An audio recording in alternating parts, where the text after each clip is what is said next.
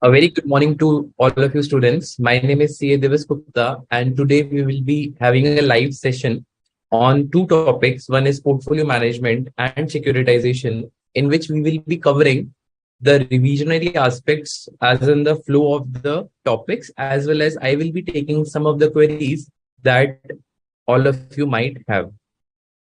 So let's start with portfolio management. Then towards the end, we will also take a securitization. I'll start with the revision first, and as and when any queries or any questions, all of you students you might have, please do keep on posting them. Good morning, Namrita. Good morning, Viraj. So portfolio management, we said that what is the portfolio? Portfolio is definitely a collection of securities because portfolio is collection of certain things. Now, in this case, since we are studying about securities, hence it is collection of securities. Now, we also said that as a portfolio manager, or let's say as a evaluator, you will have to take three main decisions around which the entire topic revolves. First is that for creating a portfolio, which security you think is the best security to invest. Now, since you have identified the security, now what is the amount that you are going to invest? And ultimately, once you have created a portfolio, how will you evaluate those portfolios? Correct? I think whenever we talk about, let's say, creation of a portfolio, with security, what amount, and then finally evaluation of a portfolio. So I think the broad principles revolves around these three questions for the topic that we are going to study. Now, if you want to evaluate a security, students, definitely you will have to look around what are the characteristics of that security. Please mind my words because I will be using these words with the concepts again. So there is a concept called characteristic line, and hence I'm saying that what is a characteristic of a security. So Namrita is asking all covered in this lecture, or we have to refer recorded lectures? No, Namrita, you will have to refer the recorded lectures to go through the deep topics. In this, I would be covering the revisionary aspects only. Okay. And even I won't be covering all the questions and their answers. I will only be covering wherever you have any specific doubt. But revisionary aspects on the conceptual part, I will be covering them all. Okay. So then we said that what are the two characteristics of a security? That there are different characteristics of security, sorry, but the most relevant, the two important characteristics that we are concerned with is return and risk. So we try to define what is return and what is risk. Because whenever in a layman terms also, if you want to invest in any of the security, what you will try to first understand that what is the return that the security is giving to me, and for taking that return, ultimately, what is the risk?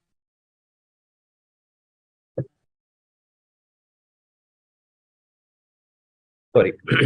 So the return, we said that in case of return, there are three things that we will have to keep in our mind. See, ultimately, why will an investor invest in a particular security? One, that investor will get capital appreciation. Today, the price is 100. After 1 year, the price is going to be 110. So there is a 10% return on account of capital appreciation. Similarly, apart from capital appreciation, there will be some amount of regular cash inflows that will keep on happening. For example, dividend in case of an equity. For example, interest in case of a debenture or in case of a bond. And similarly, rent in case you have invested in a property or land or building. So return is always viewed in terms of what capital appreciation you get and constant stream of flows that you are getting. That we use this formula to calculate our return percentage, in which we said that, okay, since you're talking about security, essentially for an equity, so dividend plus price at the end of first year divided by price as of now -1 will give us the return percentage. Then we said that if this is the return concept, then there are possibilities that in future, whatever we estimate, because we have to estimate certain returns, because the moment we are entering into a investment of a security, we have in our expectation that what is the return going to be. But the actual outcome would be very much different from what you are actually doing a possible outcome. So what is risk? Let's say I assume that in 1 year from now, I will be able to generate a 12% return, but actual return came out only 10%, or actual return came out 14%. It can be anything. So what is risk? Risk is actually the deviation of possible returns from expected returns. Now, students, please note that this expected return is also called as mean return. Mean means the best possible outcome. There are different possible outcomes, correct? Out of that different possible outcome, what is the best possible outcome? That is given by this return, or let's say the mean formula. From that, we calculate that what are the different possible deviations. That is, any which ways, all of us know is called as standard deviation. So if we would have gone through this formula, this is very much alike to the standard deviation formula, and hence we say that risk in statistical terms is referred to as standard deviation or variance. Correct, students? Because variance is a square of standard deviation. This all we have covered. I'm just trying to link all these concepts and create a revisionary flow here. Okay. So I think this was pretty clear that risk is basically a deviation of possible returns from expected return, and hence standard deviation or variance is the best representative of risk. Then we studied that there are two kinds of returns, definitely: actual, what has happened; expected, what is going to happen, or let's say what is my expectation, what is the best possible outcome. Now, for expected, we said that there are two different kinds of scenarios possible. One is historical, one is futuristic. Because in your question or in your practical life, whenever you will be analyzing any return on the security, you will always be dealing with two sets of data. It can be either historical, which will give you the historical returns over a period of time, which is a trend, and second one would be futuristic, in which you will have to do some kind of probability table to say that, okay, for this percentage of return, this is the probability. That is called as futuristic data. So futuristic data involves probability. Historical data involves the actual return in history that has happened. And all of us know from our previous knowledge that for calculating a mean, there are two ways. One is probability based and one is simple average based. So in case it is a historical one, no probability is concerned, just take a simple average and calculate the expected return. In case of a futuristic data, since we have probability, we will calculate the expected return accordingly. And this is just a mean. This is just mean. All of you can keep in your mind, this is just mean. Okay, I hope expected return is clear. Now again, I'm tying back to this particular definition of risk: expected return and possible return. There are two terms, right? Expected return and possible return. So expected return we understood. Expected return we understood. Now possible return are different possibilities that we are contemplating for that particular securities. So that deviation from the expected return is called as risk. This is again the same thing which I have tried to explain above: historical and futuristic. Yeah, so these are some of the questions that we eventually solved to understand our conceptual, or to do a proper grip on our conceptual understanding. Now let's evaluate the risk part further. Okay, because we have till now studied portfolio collection of securities, but for evaluating a security, we need to identify the risk and return profile.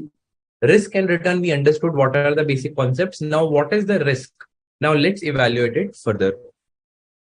So, risk can be divided into two parts: systematic and unsystematic. Okay, wait, let me just take one of the query. So, Paushiki is asking, return formula gives possible return. So, okay, let me elaborate there as well. I am just going back. So the return formula here is can give you the possible return, can also give you the expected return. But you're right. One of the way to calculate possible return is, now how will you see? Let's say there is a 10% probability that dividend will be X and price one will also be some other number. Another 20% probability is that dividend will be Y and price will be something else. So basis that table, we will be able to calculate the different possible returns. Okay, Kaushiki? So in a way, what you're saying is correct. It will help you to calculate the different possible returns if you have different possible inputs in the form of dividend and price one. Okay.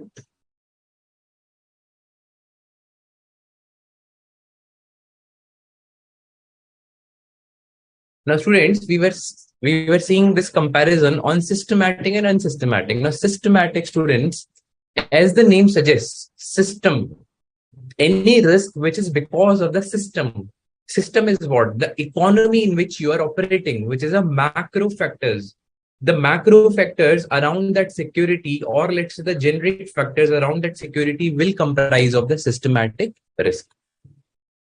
And this risk is for all the securities put together. No, it is not a security specific risk. It is not at all a security specific risk. It is a risk due to the environment in which that security operates. There are three sub kinds of systematic risk. First is interest rate risks. So there are chances that interest might go up or down, because of which the price of the security will be different. Or let's say it can change. And all of us know that interest has an inverse relationship with pricing. If interest rate goes up, pricing goes down. If the interest rate goes down, price goes up, specifically in case of bonds. Correct? In bond valuation, all of you would have studied that. So, and why will interest change? Okay, now the question will come that why will there be a change in interest? Because interest rate is also an outcome of a demand and supply of the loan market. Plus, some intervention is also done by Reserve Bank of India, in which they will come up with their monetary policy changes, which all of us are aware of. So interest rate is bound to change for any of the factors, and hence it will have an impact under the systematic risk. Okay. Then market trend. So market trend is basically how the market is trending. It is again one of the kind of macro factor.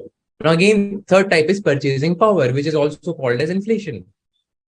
If the same basket of goods today cost 100 rupees, the same basket of goods 1 year from now will cost 110. So that the purchasing power of rupee has gone down. So don't you think all these three factors are common for all the securities? None of the security will be spared because of this. Whether positive or negative, this is a systematic risk. Now, unsystematic risk. Now, students, think of something which is specific to that securities, or let's say to the underlying business of that security. For example, there is a business risk. There is a liquidity risk. Correct? Business risk is that whatever business that securities company is doing, there is a possibility that the business is not churning out proper returns, or let's say there are risks around it. Similarly, liquidity risk, whatever receivables or let's say whatever assets they have, it might be possibility that the liquidity will fail and hence there will be an impact on the return. Now, this is a very important correlation here. We said that systematic risk impacts all securities. Company specific risk, which is unsystematic risk, since it is specific to one company, it can be diversified. And students, please note that this is the very essence of portfolio management. Why? Because this answers the question that why there is a need of portfolio. Because you have certain risks. If you put all your money in one company, that means you are exposed to that unsystematic risk. You cannot do anything about the systematic risk. This is okay, but your unsystematic risk quotient will be very high. To reduce that unsystematic risk, we create a portfolio. And how is portfolio created? By investing in different securities. Now, this graph that is presented here gives a relationship between risk and number of securities. If you see on this x-axis, they have given number of securities. As in, you increase the number of securities. Risk on the y-axis is given. That will give you the what is the risk at an.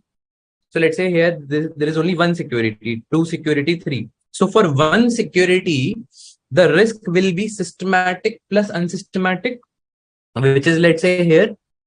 So the risk is very high. But the moment you increase the number of securities, your unsystematic risk keeps on coming down because you are diversifying. Correct? Because you are now picking some companies from, let's say, X industry, some companies from Y industry. Because if one industry fails, the second industry might help you in delivering your returns. Hence, unsystematic risk goes down. We have covered one good example also. I will cover that. Let me take the query till now. So Namrata was saying one example can be repo rate. Yes, repo rate, reverse repo rate, all those things helps. Or let's say all those things are the factors to change the interest rate. Namrata is asking, what is the difference between time value of money and purchasing power? It's almost same. Time value of money and purchasing power, because purchasing power is derived from time value of money. In portfolio management, we only have to consider the unsystematic risks. Yes, Namrata, because now as a portfolio manager, you can only treat unsystematic risk in your portfolio. You can do anything. Devas sir, good morning. Good morning, sir. Good morning. Can I interrupt for a minute? Yes, sir. Yes, sir. Please, sir. Actually, the Namrata has asked, sir, what is the difference between time value of money and purchasing power? Yes, sir. Here, my view is that while purchasing power is solely related to inflation, whereas in time value of money, interest factor is also there.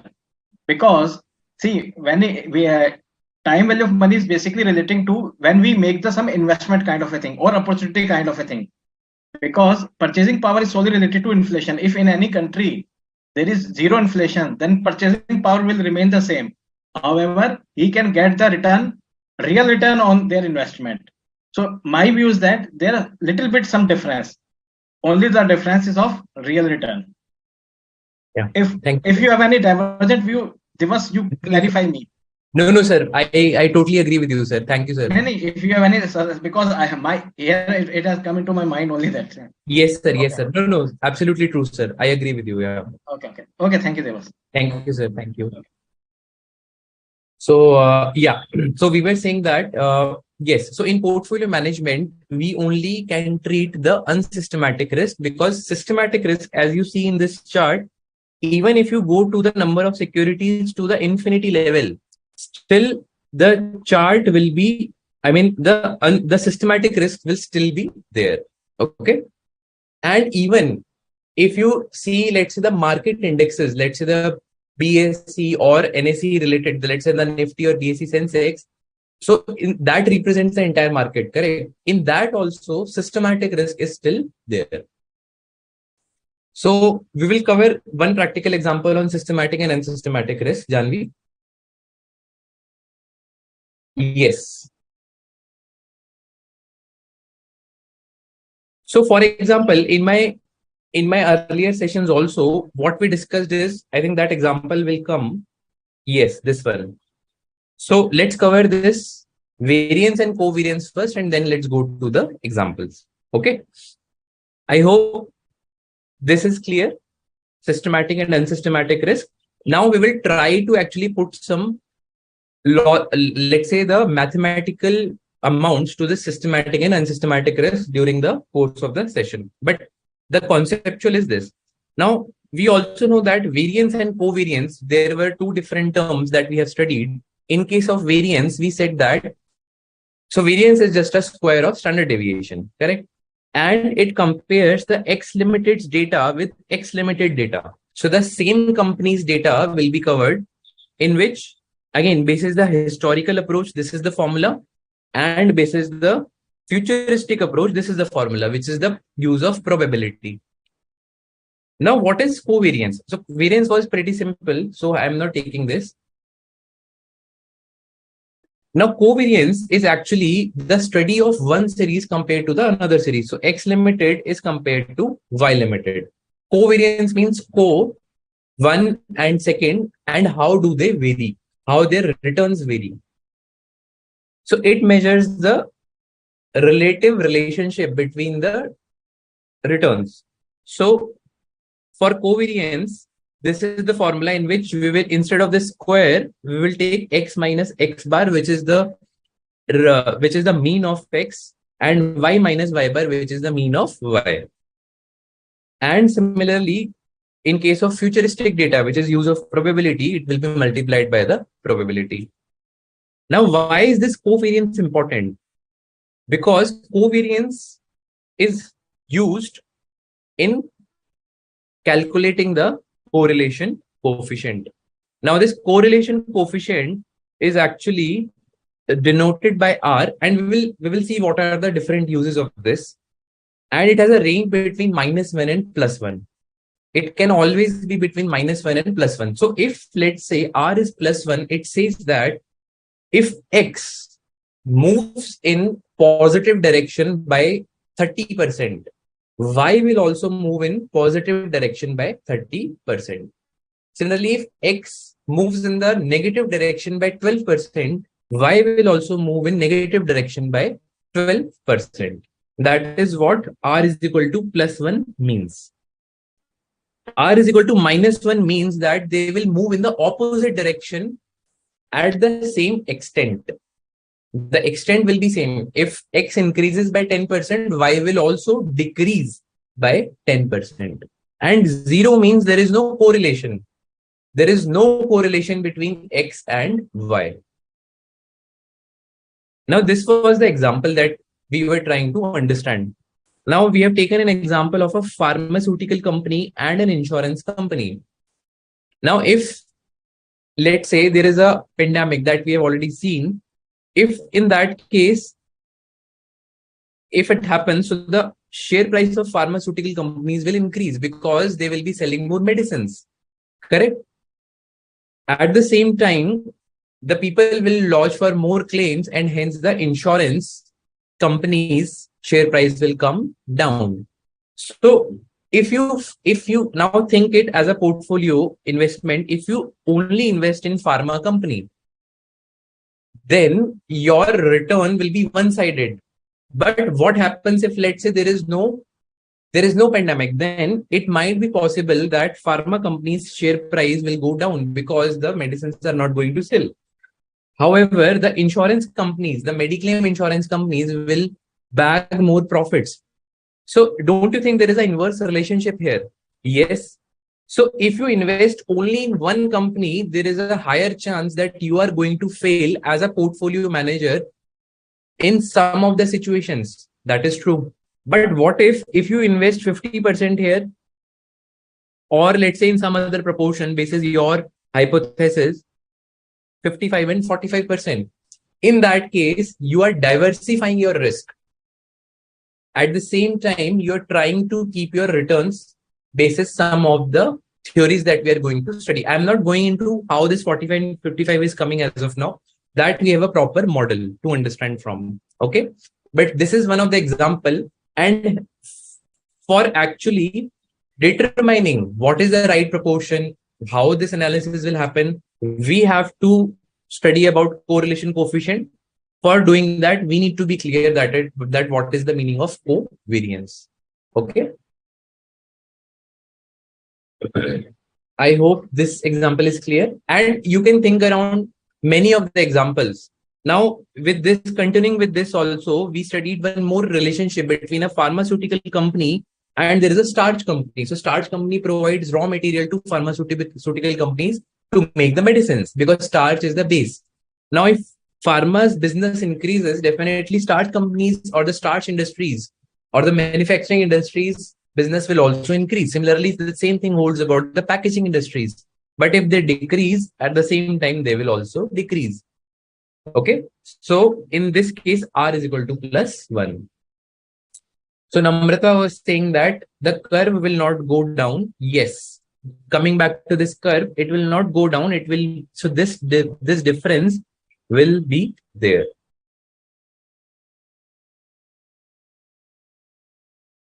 Yes, Namrata. So I'm saying rather than putting all your eggs in one basket, that is the concept, right? All your eggs in either in pharma, all your investments either in insurance, it's better to diversify and keep somewhere. I mean, in some of the proportion. So Namrata is asking starch. So starch is the starch powder, right? I mean, the basic ingredient in any of the pharmaceutical company.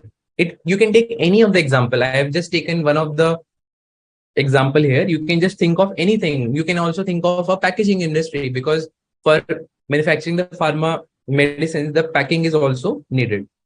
But let's say, and hence we said that R is equal to plus 1 in this case. Now let's say this is the third example that we took. In case there is a pharma company and there is a consumer electronics company, so there is no relationship. If whatever happens to the pharmaceutical company, whether their medicine sales goes up or down, it has no bearing with how the consumer electronics behave. Okay, so there is no correlation, though there is no correlation between both of them. And as I said that covariance, if you divide it by the respective standard deviation, you will get the correlation coefficient. And this is one of the very, very important statistical measure that we are going to use beyond. I hope then we actually finally summarized all these four terms: standard deviation, variance, in which we said standard deviation square is variance, and this will measure the extent of deviation. Covariance will also measure the extent of deviation in two series. Here, it was calculating for one series, but R will measure the degree of extent. What is the degree of extent? Whether it is plus 1, minus 1, 0.5, 0.75, minus 0.75, it can be anything. It can be anything in between. Okay. Yes. Now the next part was to further deep dive into the systematic risk. For systematic risk, we have introduced one variable which is called as beta. Please don't confuse that beta is equal to systematic risk. No, beta is a factor that is used in calculating a systematic risk. This is very important, because we say that beta is 1.2. We cannot say that systematic risk is 1.2. So what we will say, if beta is 1.2, whatever risk is there in market for that particular security, the systematic risk will be, the unsystematic risk will be 1.2 times. And how it is measured? It is measured that what is the sensitivity of returns of a security in relation to that of a market. Simple. So on one hand, we have the returns of market, and on another hand, we have the returns of the security. We try to find a correlation between them, and hence beta is calculated. Now there are two ways. One is correlation technique and second one is regression technique. Now these, and again, both of them are statistical methods. So in correlation, we have two. One is, let's say X is security and Y is market. Then we will study their relationships in the form of returns. If let's say Y is giving 10% return, then X is giving how much return? Similarly, like that, we will plot a huge amount of data. Basis that, we will calculate the beta. And the formula to calculate beta in case of correlation is given as the correlation coefficient between X and Y multiplied by standard deviation of X divided by standard deviation of Y. Standard deviation of Y is market standard deviation, and standard deviation of X is the securities standard deviation. Or we have again further actually tried to derive one more formula.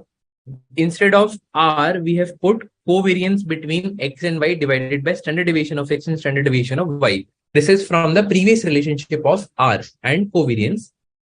So this multiplied by standard deviation of X divided by standard deviation of Y. So this was already there. And if we derive, so we will reach out to this formula. This is very, very important because in some of the questions, rather than applying this formula, we can directly apply this formula and arrive at beta. So please keep in mind covariance between X and Y divided by standard deviation of market square, which is variance. This is also called as variance of market. Correct? Variance is square of standard deviation. I hope this is clear. Now let's come to the regression technique, because in case of a regression technique as well, the beta can be calculated. Now, regression is a specific model which talks about a dependent variable and independent variable. Independent variable can move in any direction, but dependent variable is dependent on the independent variable's movement. So in this case, the beta's formula will get changed to this formula which is mentioned. Okay, so in this case, we will have to identify X bar and Y bar is actually the mean, and X and Y is the respective possible outcomes, or let's say the historical outcomes that would be given in the question. Okay. And always we assume that independent is market, stock market data, and dependent is the security data. Because in almost all the analysis, we assume that the market is the first moving let's say the portfolio, and the security will follow that movement. Now, if there is a relationship, then it is fine. Then we will have to identify what is the degree of that relationship, correct? That we have tried to answer from R is equal to either it is -1, +1 or 0, correct? If there is no relationship, automatically the degree will be 0, which is R is equal to 0. Okay. So, and this we have studied that security is definitely one and market is pool of all the securities. So market represents that unsystematic risk. Will be 0. Okay. And systematic risk will be there. But the unsystematic risk will be 0. This is what market is. And we will try to understand from one of the graph as well. Now there was one more important relationship, or let's say the equation that we tried to understand. So we said that covariance between A and B can also be written as beta of A, beta of B multiplied by variance of market. And how come this is possible? We have tried to actually prove it through this equation, in which we have said that covariance of A and B, and we tried to elaborate this formula, which is beta A and beta B is actually given by covariance between A and M, which is market divided by variance of market, similarly for B. And if we solve this, correct, ultimately we will left with covariance of A and B. So this was again a very important relationship that it was given to us. Okay, students, any questions or any doubt till now, please feel free to put it on the query box. I'm again skipping the questions. This is again the part of question itself. Then finally, we arrived at what is a portfolio, or let's say how to analyze that particular portfolio. Till now, we were studying all the things about security, what is the risk, what is the return. We analyzed the risk into two parts, systematic and unsystematic. For systematic, we again studied some factor which is called as beta, which is also used as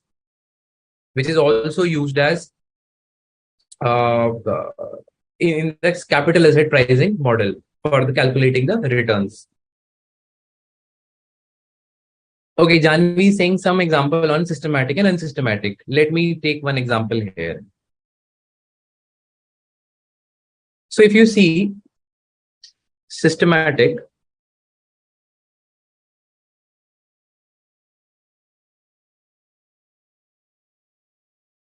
okay, now let's assume for a company which is having a higher debt.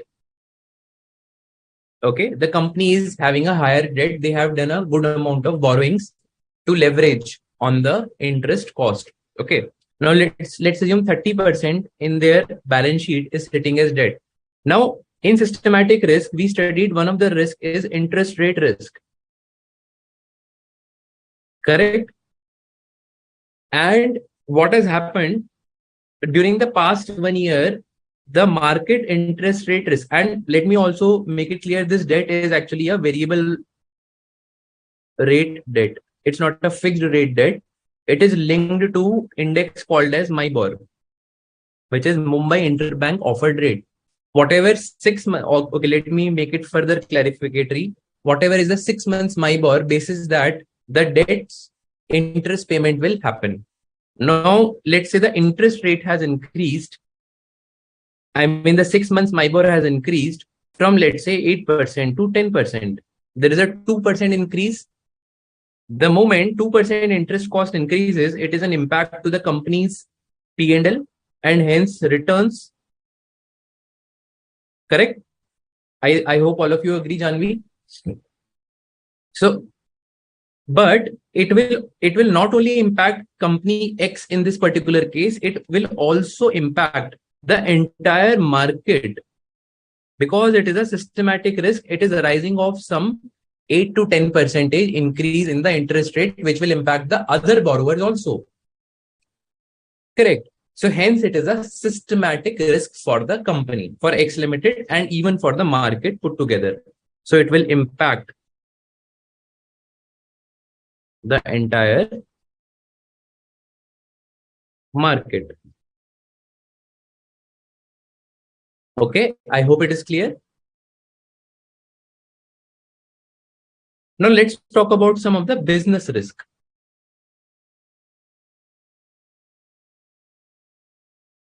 Let's say there is a company which has more than 50% of the revenue.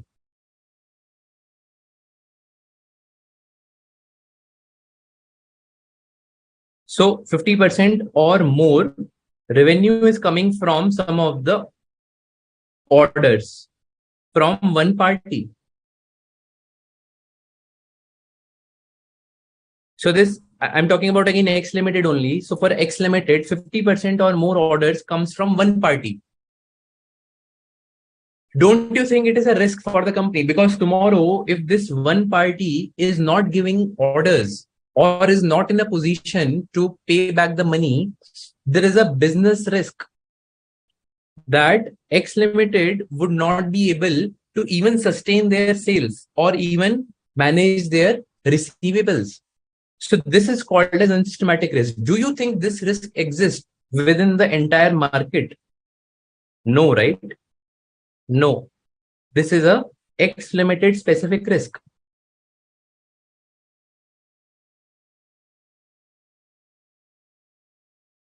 Okay, Janvi.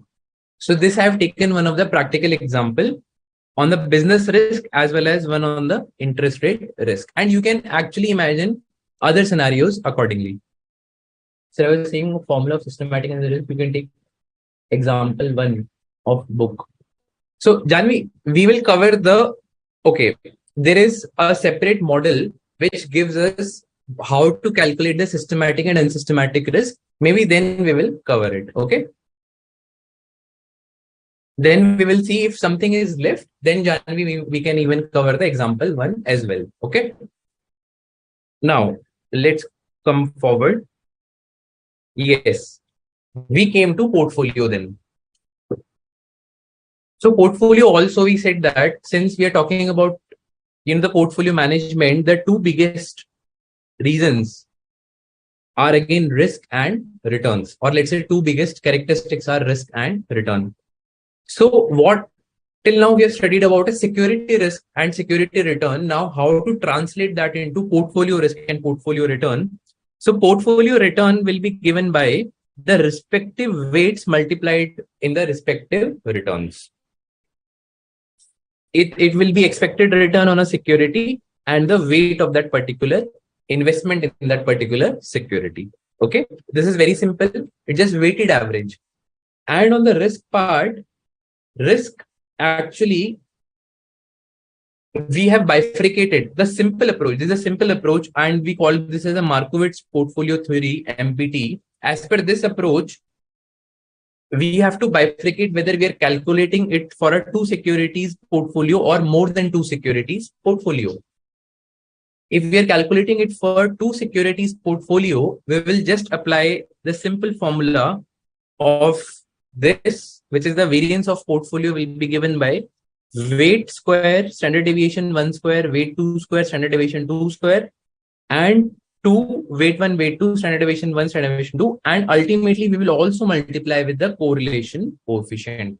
So this formula, students, it was very similar to a plus b whole square, a square plus b square plus 2ab, with the only exception of using this correlation coefficient. And why we use that? Because ultimately, we have to also see that if the correlation is negative, the risk will come down. The correlation is positive, the risk will go up. With what degree is, hence we are using this correlation coefficient. And we said that in case r is equal to +1, this formula will translate to simply this, which is weighted average weights raised to the power 2. If r is -1, if you substitute r -1 in this equation, then you will get weight 1 into standard deviation of security 1 minus weight 2 raised to the power 2. This is called as diversification, because ultimately for this particular portfolio, you are able to lower down your risk. In this example, you are adding risk. This is not called as diversification. In this example, you are actually reducing your risk. Okay, students? So the idea that we concluded, or let's say the concept that we concluded is, best is to have those companies where the correlation coefficient is negative.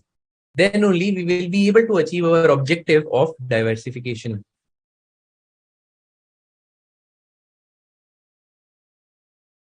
Okay, students?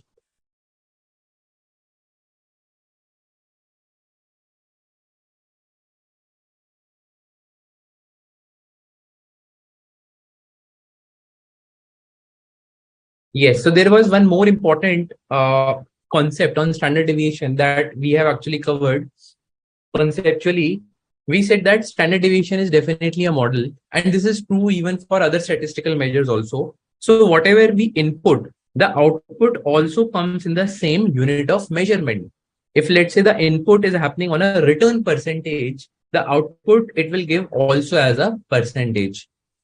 In case in case we are calculating the standard deviation on prices, which is the absolute number, the output will also be an absolute number on prices. Okay, students? Yes.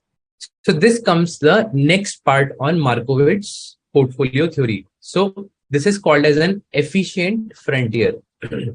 Now let us try to understand this graph first. What we have plotted on x-axis is the risk. So we are saying that in this direction, risk is increasing, and in this direction, the return is increasing. And whatever are the possible portfolios, there are different possible portfolios. Okay, we have actually tried to put those different possible portfolios here. Just a second, let me make it clearer. Whatever are the different possible combinations, let's say one is F, one is G, one is H, one is this, let's say I, C, D, B, right? There can be a lot of possibilities, B, C, D, like this.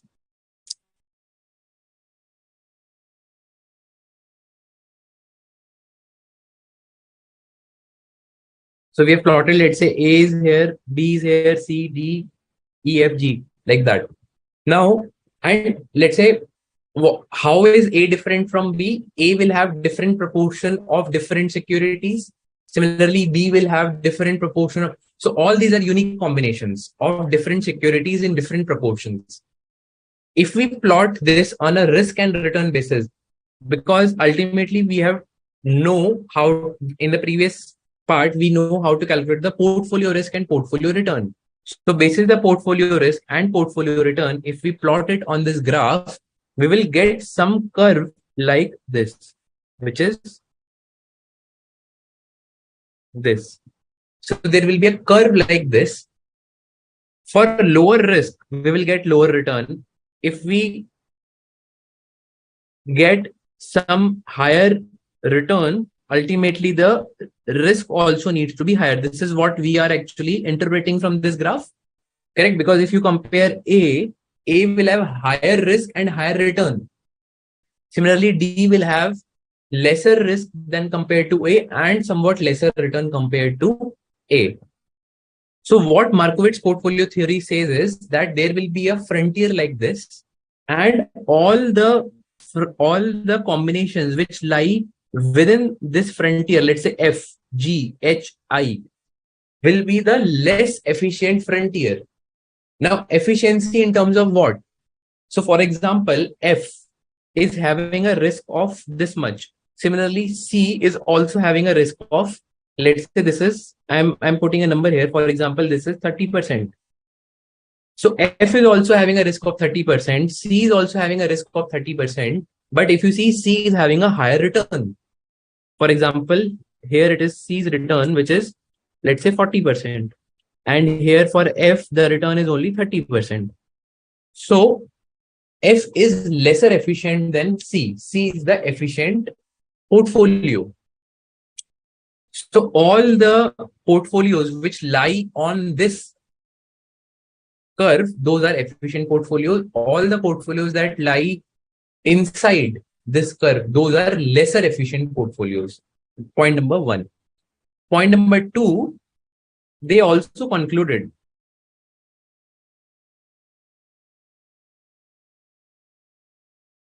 that if you draw a tangent line from return side that actually touches this curve from an outside, so wherever it touches, that is called as market portfolio. That whatever return we are getting, minimum return we are getting, will get 10% as a risk-free return. In this example, I have considered 10%. Okay. So this is what the essence of Markowitz portfolio theory is. So Namrita is asking how to draw this curve. Namrita, this is very simple. Maybe let's say I have taken only different possible, let's say up to I, what are the different possible combinations in a portfolio. In the question, if let's the question asks you to draw it, it will give you what are the different possible portfolios. And once you arrive at all the portfolio risk and return, you just have to plot what is the risk and what is the return. If let's say 30% and 30%, right? So 30% was risk and 30% was return. So here I've plotted F, similarly G, similarly H. And then you will be able to arrive at this efficient frontier. Okay, but I think more important from this graph is to understand the insights that this theory is giving to us, right? Now let's come to the portfolio risk in case of more than two securities, because in our previous part, we said that for calculating this portfolio risk, we have to identify whether it is a two security or more than two security. For two security, we said that it is a formula which is A square plus B square plus 2AB multiplied by correlation coefficient also. In this case, what we have to do is we have to follow a matrix approach. We have to put, this is even true for 3, 4, 5, how many securities are there in a portfolio. We will have to put it like this. And we will have to multiply, for example, here A and A is there. So we will put covariance of A and A, weight A, which is this one, and weight A, which is this one.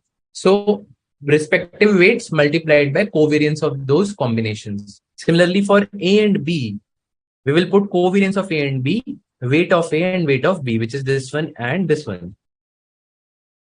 Similarly, A and C, covariance of A and C, weight of A and weight of C. Simple.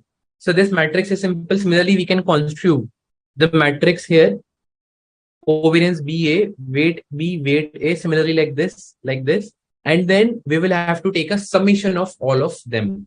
Even the row-wise summation and even the column-wise summation we have to take. And ultimately, we have to take the square root to arrive at the portfolio risk, because whatever number will come from here, that is in the nature of variance. To arrive at risk, we will calculate the square root. Okay. So for example, this A and A relationship, the covariance is also called as variance. So we can also refer it as variance here. Okay, students. Any questions till now? Any other question here? So the covariance between A and B divided by standard deviation of A and standard deviation of B is equal to the correlation coefficient. So can we say that covariance of A and B is equal to correlation coefficient? So I'm just reversing here. So which is correlation coefficient of A and B and standard deviation of A and B? Yes, we can say that. And can we substitute in this formula in the above matrix that we studied? So which is correlation coefficient of A and A in this particular case, standard deviation of A, standard deviation of A again, because the relationship is A and A, weight of A and A, which is again this. Similarly, here the relationship is between A and B, so accordingly the formula will change. Hence, we will do similarly for other combinations and they could take a summation at a row and column level, and then we will take a final square root to arrive at the portfolio risk in terms of the deviation. Janvi saying covariance of A and B is equal to covariance of B and A. Yes, Janvi, it is same. Because if you see while calculating covariance of A and B, we are doing deviation of A multiplied by deviation of B. So whether you do deviation of A multiplied by deviation of B or deviation of B multiplied by deviation of A, the answer is going to remain same. Okay.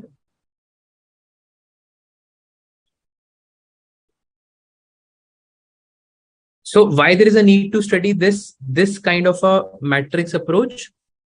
Because sometimes in the question, it will give us only this information. Okay. So at that particular time, it is convenient to use correlation coefficient rather than first calculating the covariance of A and B. Okay.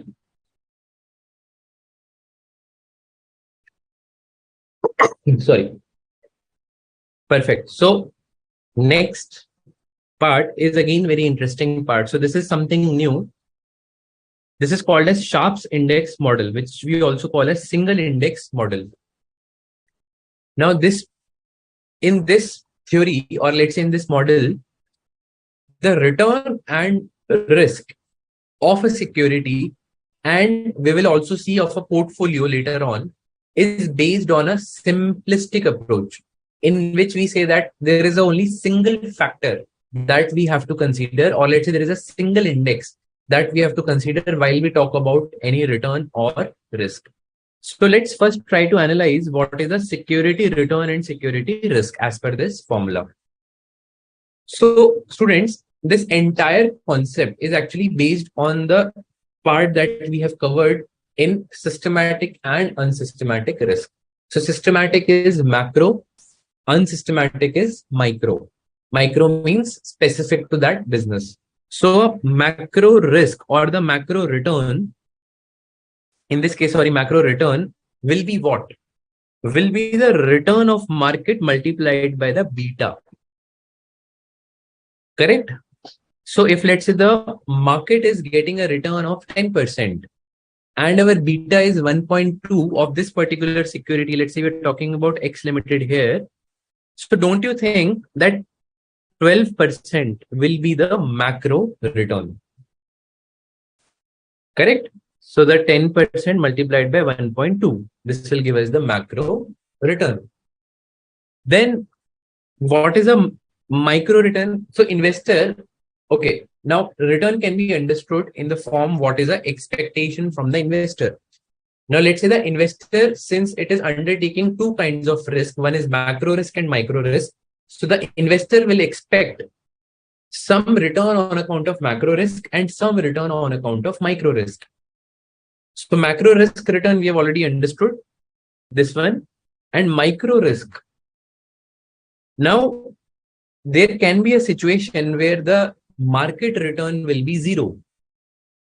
Then also, because investor has invested in this particular security, it will expect some minimum return, which is called as alpha in this particular case. So this is actually denoted as if return from the market becomes zero, then what is the minimum return expected? Correct? That is called as alpha, which is denoted by this sign. And whatever is the residual risk, or let's say the unsystematic risk, there will be some return expected for that as well, which we denote by this letter. This is mentioned here. EI, which is the return on account of the unsystematic risk. So this gives us the entire return formula. Return of security A will be given by alpha of A, which will denote that in case this RM is zero, what is the minimum return that the security will give? Or let's say, what is the minimum return that we expect from that particular security? Plus beta multiplied by market return, which will give us the systematic risk. And this is the unsystematic risk. So this is the definition, or let's say this is the outcome of a security return in Sharpe's index model, which is relatively very easy. Okay. Then let's come to the risk part. So Sharpe defines as risk, again, bifurcated into two parts. One is macro factor and one is micro. What is macro? Macro will be beta multiplied by standard deviation of market. But since we are talking about variance, hence we will do a square of both of them so that we arrive at variance. Then for calculating the standard deviation, we always take a under square root. And then micro level, there will be some unsystematic risk. This is denoted by standard deviation and a small e square. This is a micro risk. And the security risk will be a summation of macro risk and micro risk. And the standard deviation will be square root of this. This is very simple. Now, the security risk, so they have actually related the security return and the security risk with the market return and market risk. Because the element beta is introduced in these two formulas. And what is beta? Beta is measuring the sensitivity of changes in that security with respect to that market. So hence we will be able to arrive at what is required out of this formula. Any questions till now? Or any other questions? Students, please put it. Just a second.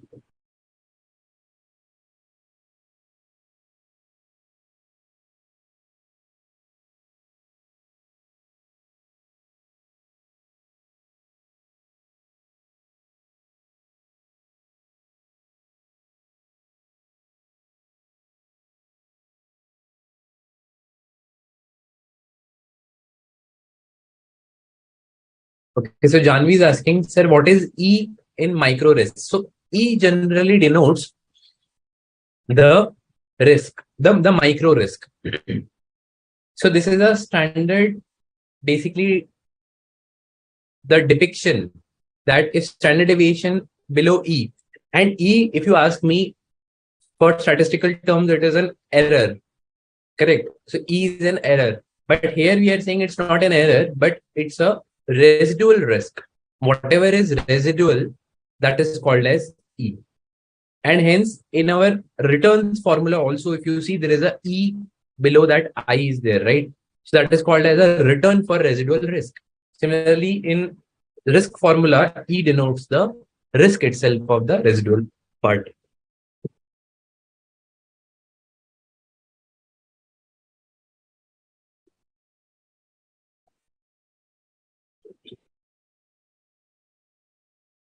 So this is just a standard notation, Janvi, okay? Okay, let's go forward then. Then comes portfolio. Now this portfolio, we are studying as per Sharpe's index model or single index model. Before this, we have studied portfolio risk and portfolio return from the point of view of MPT, Markowitz portfolio theory. So students, please try to relate the difference between both of them. Now for portfolio return, they say that, or let's say the Sharpe's index model say that you just have to multiply with the respective weights and take the same formula of return that you have computed above for that security. So let's say security A has a weight I and it has a return of this. So you multiply that. Then again, security B, you take the weight of that security and multiply with that formula of return of that particular security. So this we knew that alpha, and then alpha of portfolio can also be derived as the weight of that particular security and alpha of that particular security, and then taking a summation. Okay, students?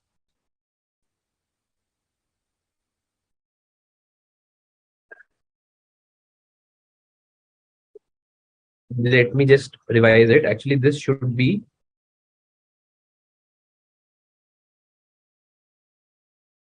beta of portfolio. Please note this revision. This is a beta of portfolio will be given as weight of that portfolio multiplied by beta, sorry, weight of that security multiplied by that beta of security and taking a summation of. So we can ultimately say that the return formula has only to be multiplied by the respective weights to arrive at the return of portfolio. And if somebody asks us to calculate the portfolio alpha, then we can multiply the respective securities alpha and the respective weights. Similarly, beta, we can multiply it by beta and their respective weights. Simple. Then comes risk. So the risk part also is a simplified approach here. So they say that you take the market risk adjusted for beta and multiplied by the weight there. Correct? And then you take the residual risk and multiply the respective weight of that security. Then you will be able to arrive at the overall portfolio variance. And you have to arrive at standard deviation, then you will have to take a square root of this entire equation. Got it? So it is very simple. The Sharpe's index model, the single index model is very simple. It says that the same formula that you use to calculate your individual security risk and return, in that same formula, you just keep on multiplying weights with all the different additions and arrive at a portfolio risk and portfolio return. Okay, students? Don't you think that this is a very simplified formula? In this, there is no use of R, there is no use of covariance, but there is a use of beta. There is a use of beta. Okay. So in this equation, everything is linked to beta rather than R or covariance. However, in MPT, Markowitz portfolio theory, there is a use of covariance or R. Okay.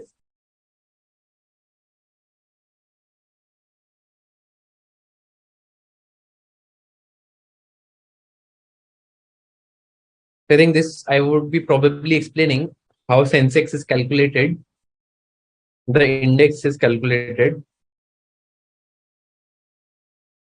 Yes. Now comes another important concept, which is and this we will cover towards the end of this revision as well.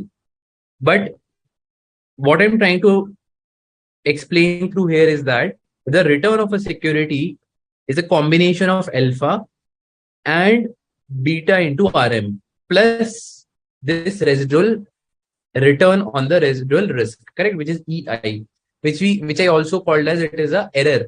Let's say anything which we want to accrue to that error, correct. So alpha and beta, if you see this alpha and this beta, both of them are, if you put them as constant, and again you go back to our previous regression analysis in which we said that RM is independent variable, RS, which is a return on security, is a dependent variable, correct.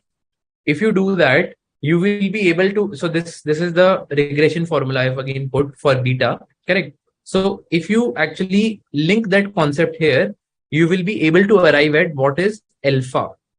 This is the alpha, correct. And this is what we are going to use in our characteristic line. We will cover this later on with the example of graph as well, okay. But this is just a simple line in which we are trying to say that RM is independent variable, RS is dependent variable, alpha is constant, and beta is also constant. Okay.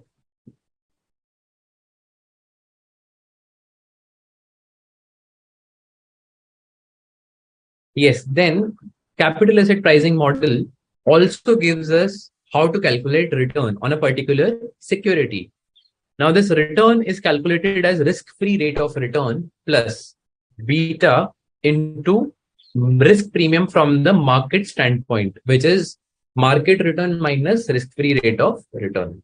This is also called as risk premium multiplied by beta. That will give us the risk premium for that particular security. In that we will have the risk-free rate of return. Okay, now this beta of security, or let's say this is the portfolio return. Okay, portfolio return as per CAPM.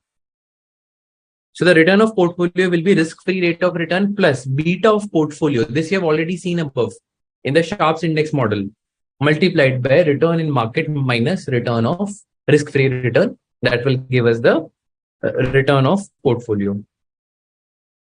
Then we will cover securities market line. So all the market lines we will cover towards the end through a graph. So then let's come to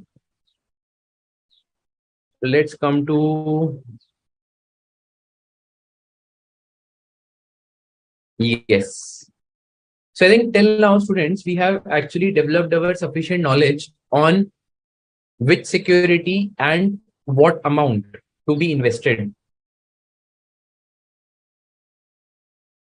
So sorry, these were the two questions, right? Which security to take up and what amount to be invested. So the first part is already covered because we have actually seen that what are the different characteristics of a security. Two of them are relevant, risk and return, and again how to arrive at the portfolio risk and portfolio return.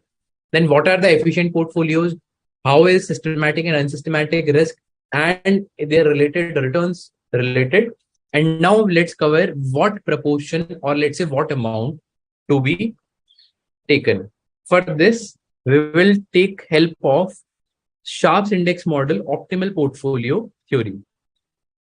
So this is a very step-by-step process. Okay, this again we helped with the we helped to understand with the form of an example.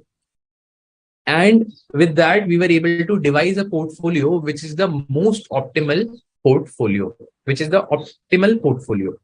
So for this, we first calculate the Turner ratio, which is return on that security minus risk-free return divided by the beta of that security. So we are trying to say that for 1 unit of beta, what is the premium that we are getting?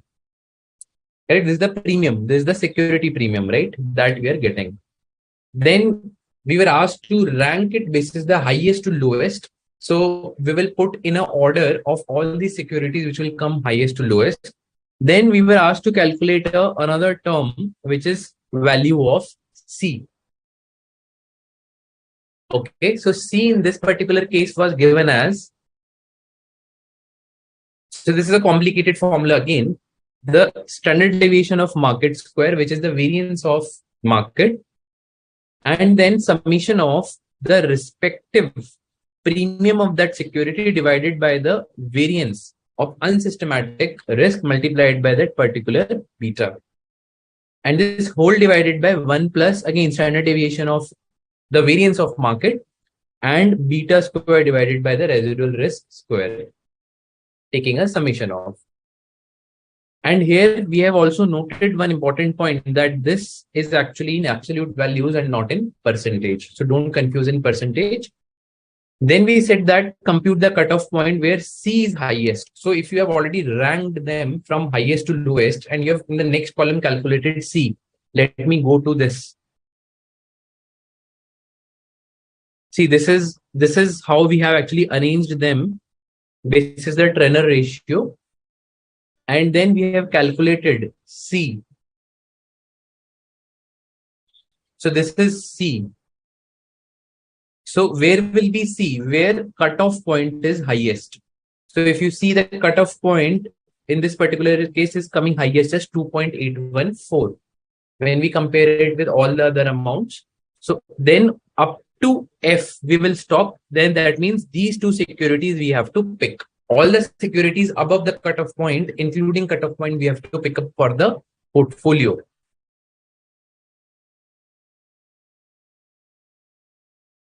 C is done. Now the security picking is done. Now we have to calculate what is the proportion. For calculating proportion, we will calculate another value which is called as Z. This will again be calculated for all the securities which we have selected. Once we do that, we will take Z of that security divided by sum of all the Z's to arrive at a proportion. So find out weights by dividing the Z value of a security with the sum of all the securities Z value. Okay. I hope this is again clear. Now Namrata is asking that how to remember these formulas. So Namrata, if you break down these formulas, these are very easy to remember.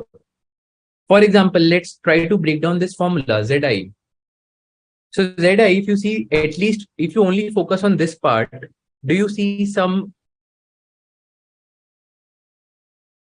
can you recognize this? Yes, this is Trenner's ratio that we have studied above. Then beta divided by standard deviation square. So this even we are using in the calculation of C. If you see beta divided by standard deviation square of unsystematic risk.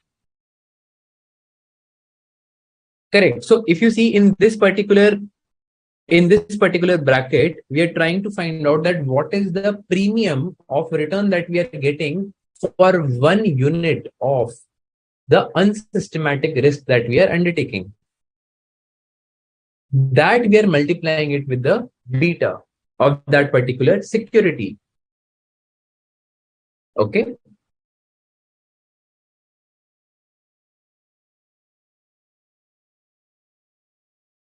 So you will have to break down and think it. And definitely the more you revise, the more it will help in your retention.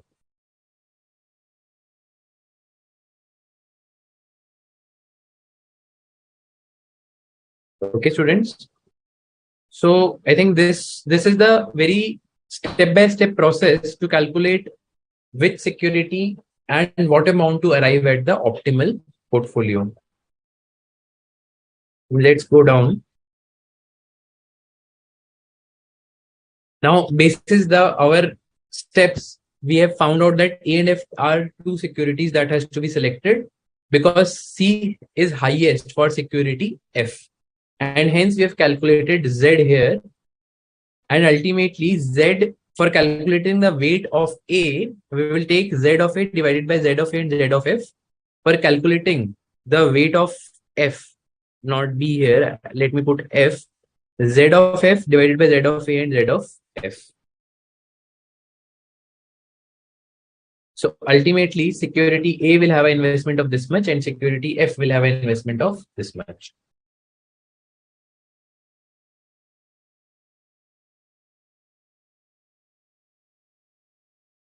Okay, students.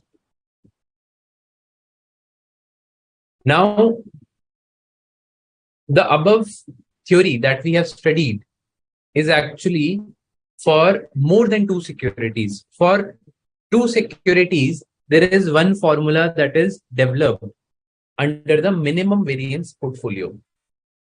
So minimum variance portfolio means that what combination of security 1 and security 2 should I put so that the resulting variance of that portfolio is minimum. For that, there is a formula given how to calculate the weight of first security and the weight of second security. So the weight of first security will be given by standard deviation of second security square minus correlation coefficient and respective standard deviation, whole divided by standard deviation 1 square, standard deviation 2 square, and 2R12 standard deviation of 1 and 2. So ultimately, this will help to give us the weight, which will give us the minimum variance portfolio if we invest in security 1. Similarly, security 2 will be 1 minus weight of security 1. Again, this is a formula to be remembered. Okay.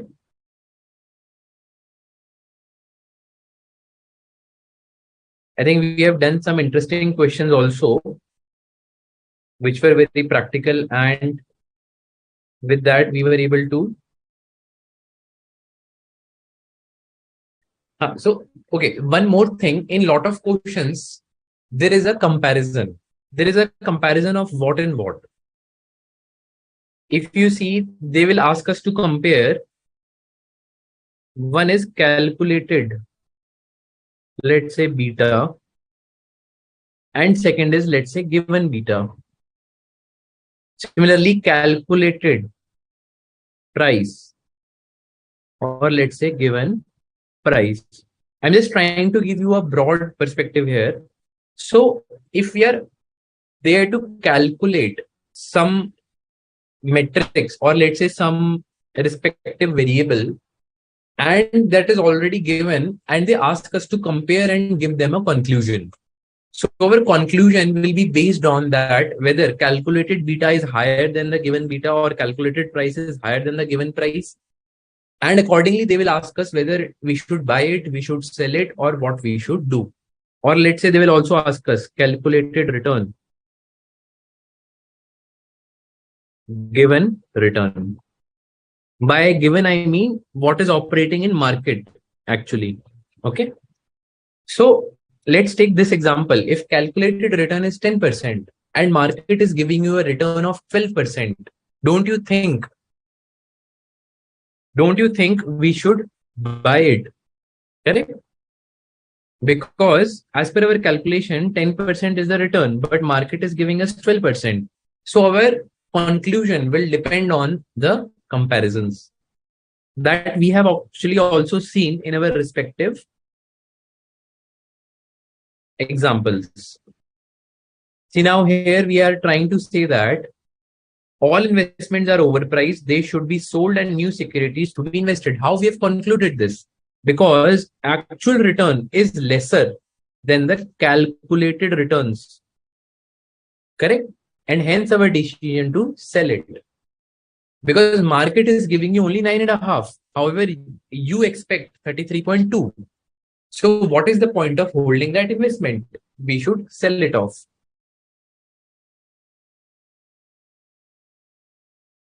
Okay, students? Yes. So now comes the respective part on the capital market line, securities market line, and then third graph was on the characteristics line. Okay. Now, before we study any graph, which is a two-axis model, we first know that how is line defined.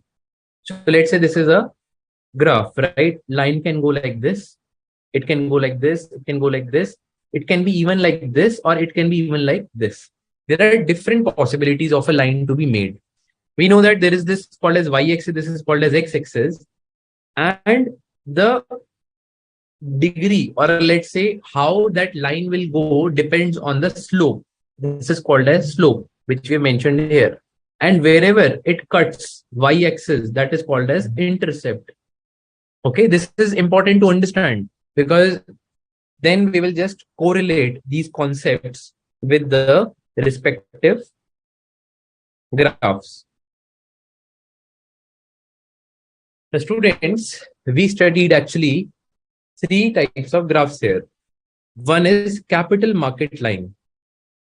Okay, in which if you see the difference in x-axis, we have put the standard deviation. Y-axis, there is a return.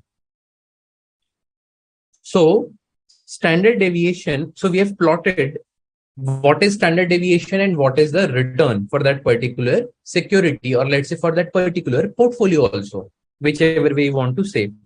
Don't you think this is as good as the Markowitz portfolio theory?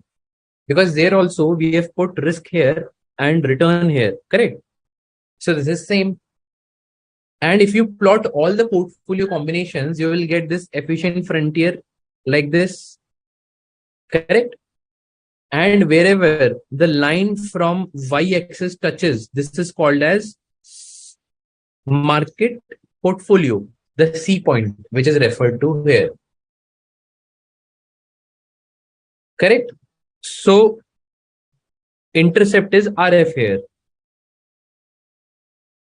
Now let us also understand how it translates into that formula. So the formula says that return of S, we are actually linking this capital market line on the capital asset pricing model. We are deriving some insights from there. So what we said in that, first of all, we have to take what is the risk-free rate of return. For arriving any return on the security, we will first have to calculate the risk-free rate of return. Then we also need to add what is the premium deriving from that market, divided by the standard deviation of the market multiplied by standard deviation of that particular security.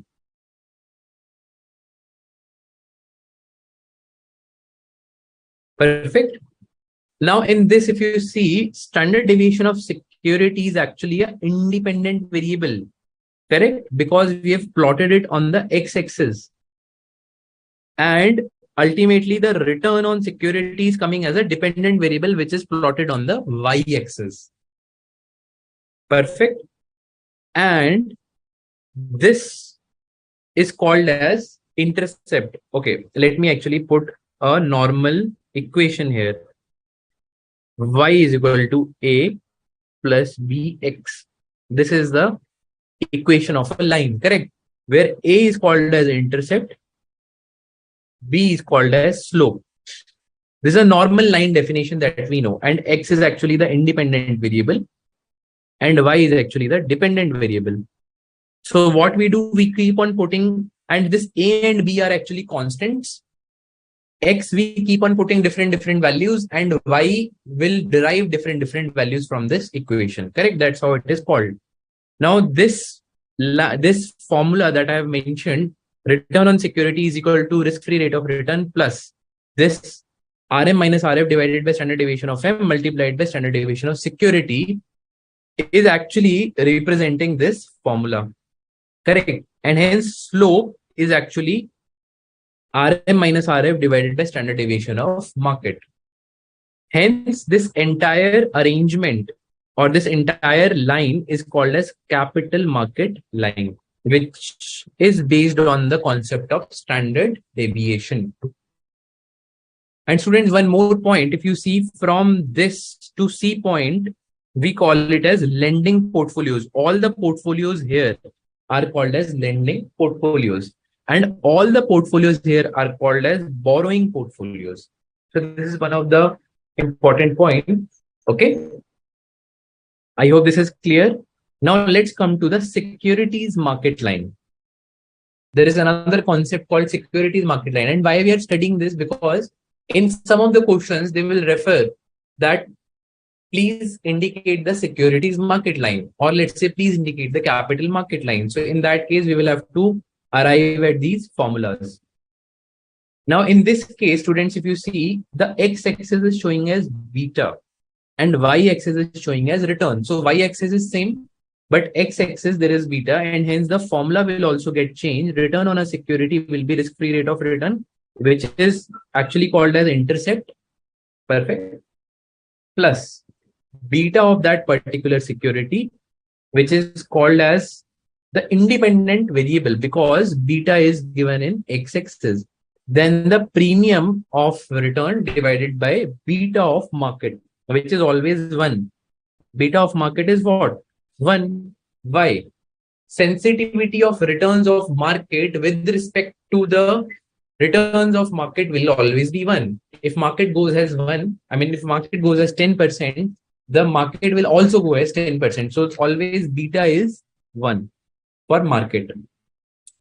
And this is what capital asset pricing model is, correct? Because if I rearrange this, risk-free return plus RM minus RF multiplied by beta return of security. This is called as capital asset pricing model. And the resultant line because of this comes as securities market line. Okay, students?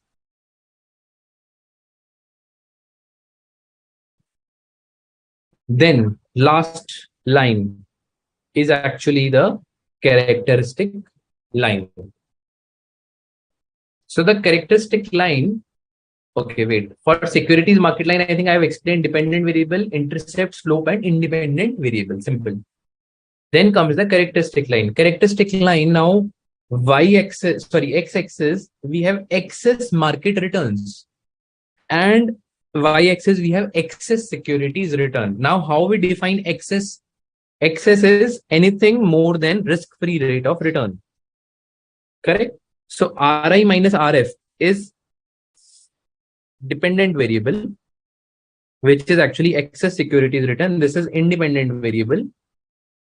Alpha is actually intercept and beta is actually slope. Simple. So alpha plus beta, if we do, we will arrive at Ri minus Rf. And students, please note, this we can again rearrange. Let me just put it. So what we are saying is Ri minus Rf, alpha plus beta, Rm minus Rf. Don't you think this is actually somewhat related to the CAPM? It is related to CAPM, right? Because we have beta, we have excess returns, let's say the market premium. We have alpha, which is the bare minimum return in case the market return is 0. Correct? So this is what the lines concept is. Okay, students? So with this, I think we have covered the first 2 questions. Now the evaluation techniques are there, which we will cover post 10 minutes break. And there are some of the queries, one from Janvi also. We will cover that post our break. So it's 8:30 now. Let's break for 10 minutes and we will again reconvene at 8:40, students. Thank you.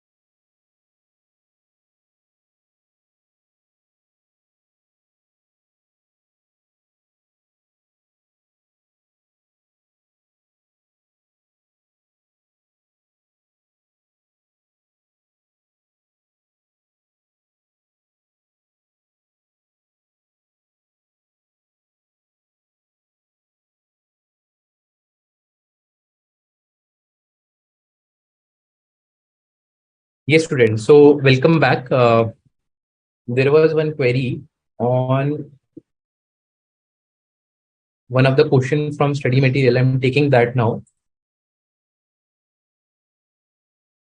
Yes. So the query from Janvi was regarding one of the question on 31 subpart 2. What I will do is I will quickly flash what is the question. Okay. I hope my screen is visible with the question. So the question says that an investor has two portfolios known to be on the minimum variance set for a population of three securities A, B, and C having the below mentioned weights. So the question is very clear. They are not asking you to calculate the weights. They have already given you the weights. Weight in the form of A and B and C, but they are saying there are two combinations, portfolio X and portfolio Y. Basis both the combinations, both of them are having on the minimum variance set. Now it is supposed that there are no restrictions on short sales. What would be the weight of each stock of a portfolio construed by investing 5,000 in portfolio X and 3,000 portfolio Y, which is very simple because you have already been given weights and you are given the total amount of 5,000, 3,000. You have just to allocate it between the weights. Now the next part says that suppose the investor invests 4,000 out of the 8,000 in security A. Now please understand this question is asking you to form two portfolios, portfolio X and portfolio Y, having three securities. So that means there are two combinations possible. Both the combinations are given. The total investment required as per part 2 is given as 8,000, and they have already told you that out of this 8,000, 4,000 has to be specifically invested in security A. Now they are saying that between security B and security C for both portfolios X and Y, how much will be allocated? Now it is a very simple, it is a simple thought process that we, out of the three, weight A, weight B, and weight C, that means the security A, security B, security C, we have only been given what is security A. We don't know how much to allocate to security B and how much to allocate it to security C. So to crack this, we have to identify a relationship between security B and security A, or let's say security C and security A. Why? Because security A is already given. And hence here the equation line will come into play, which we have studied here. Correct? Which is, we can form this y is equal to A plus bx. Now, y here, I am taking up the relationship of weights of B and weights of A. Okay. So weight of B is equal to A plus B weight of A. We know that weight of B for portfolio X is how much? 0.4 and 0.3. So can I rewrite 0.40x is equal to A plus B 0.30. I'm just removing x from here. So 0.40 is equal to A plus B multiplied by 0.30. Can we do that? Yes. This is coming from the relationship of portfolio X. Similarly, portfolio Y, using that also we can form a relationship.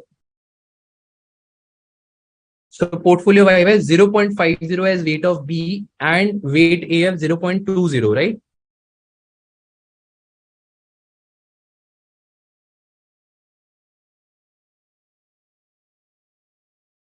This is equation 1 and this is equation 2. And why there is a need to form this relationship? Because we are trying to identify if weight of A is moving, or let's say is determined by the question, then what is the ultimate weight of B? We can also do this relationship using weight of C to weight of A. Okay, the answer will still come same, but I have used it weight of B. Then we can solve these two equations. So we have studied two equations two variables. We can solve, right? Variables are A and B here. So if we solve these two equations, we have a famous thing in which we say that reducing or subtracting equation 2 from equation 1. Correct. If we solve this, A and B will come. A and B will come.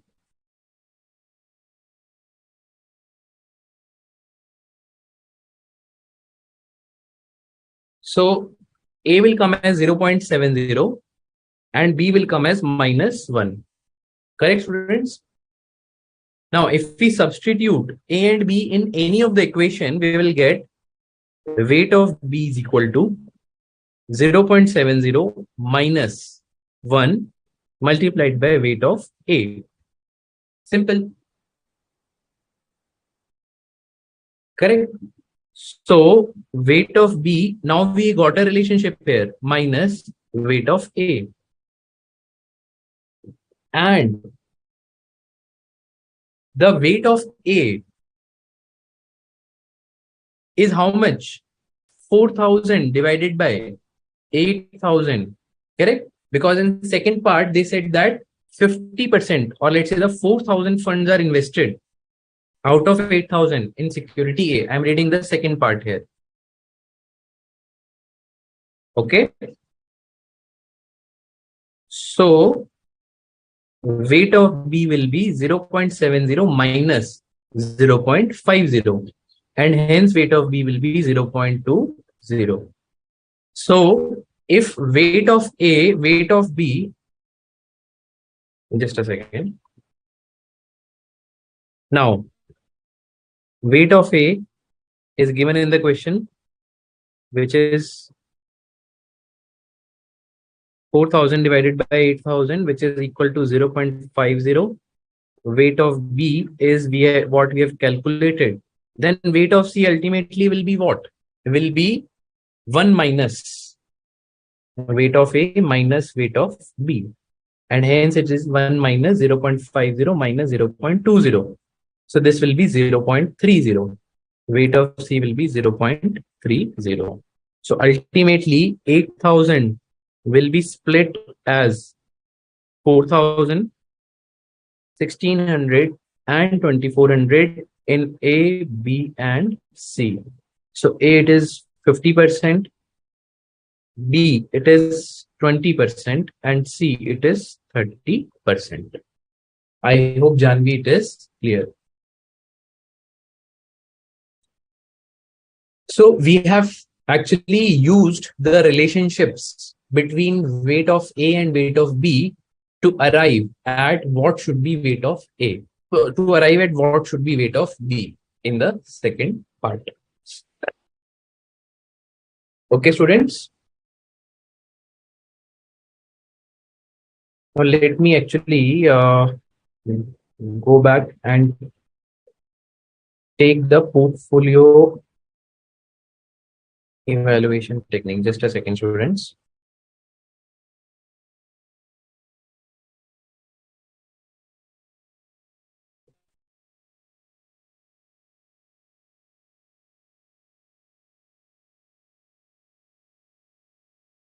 I'm just searching out for that relevant area.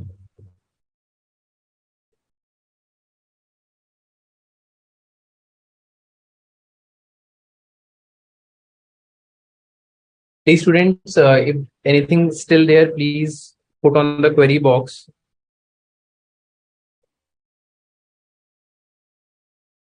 Yes, so this is one of the topic on the arbitrage pricing theory, right? So we have studied that CAPM actually gives us the relationship of the market risk premium, beta, and hence our return on the security. Okay.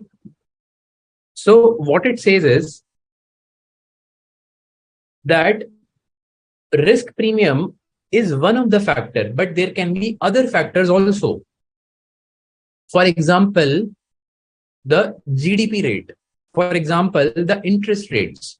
For that, instead of taking the market risk premium, we will just take those respective factors and multiply with the respective betas to arrive at the return on the security after adding the risk-free rate of return. For example, we will study it through one of the example. So beta is actually the sensitivity of security to that factor. Now factor can be anything. It can be any macro factor. This sign is actually premium on account of that factor, and portfolio beta is weighted average of the individual securities. Now, if you see this was the question: factor 1 sensitivity, factor 2 sensitivity, and expected return. And we were given that what is the sensitivity and what would be that factor. Correct. So basis that we can multiply and arrive at the return on security. This is a relatively easier concept because CAPM is having only one factor, which is market return. Let's say market premium. But arbitrage pricing theory has different factors. Okay.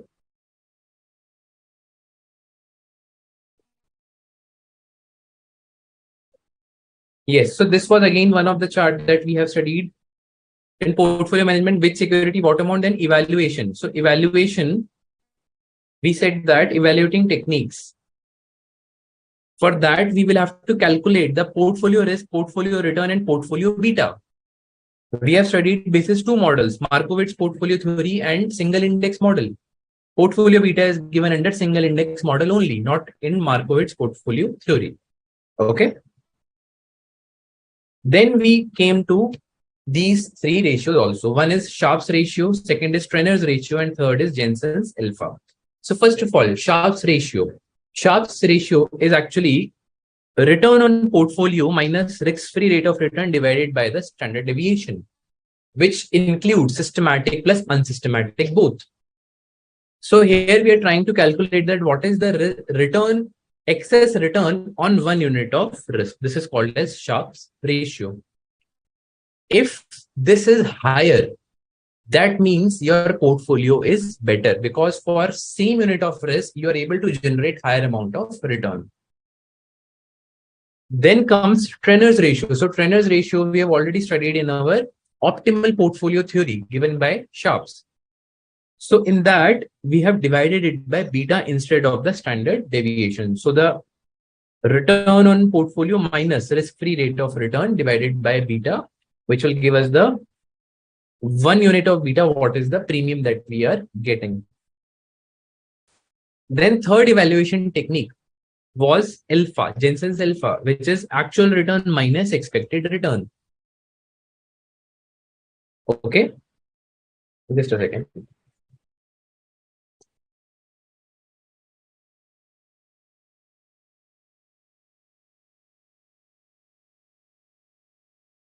So this was the comparison.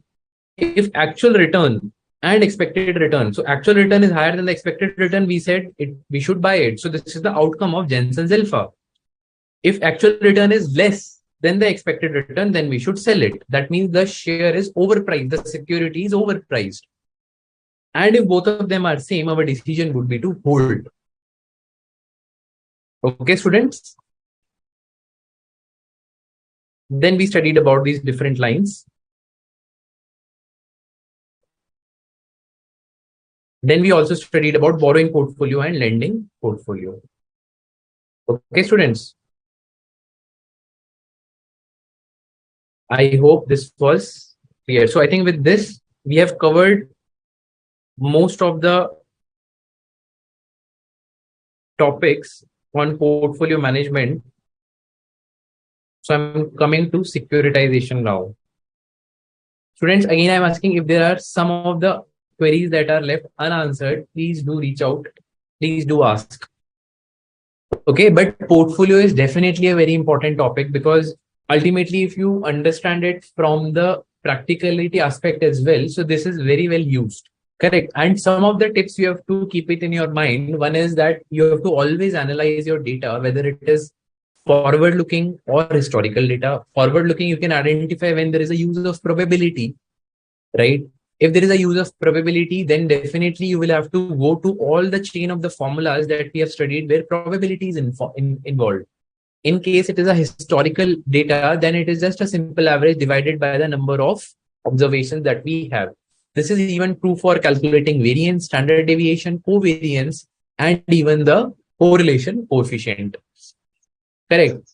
So just to summarize, we have studied the risk and return as being some of the important characteristics of a security and how to arrive at a portfolio risk and return using Sharpe's index model, a single index model we can say, and the Markowitz portfolio theory.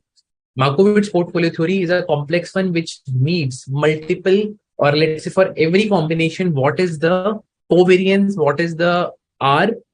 However, single index model bases everything on beta which is in relation to the market. And it also talks about the unsystematic risk. Okay, students. So I hope portfolio topic is clear.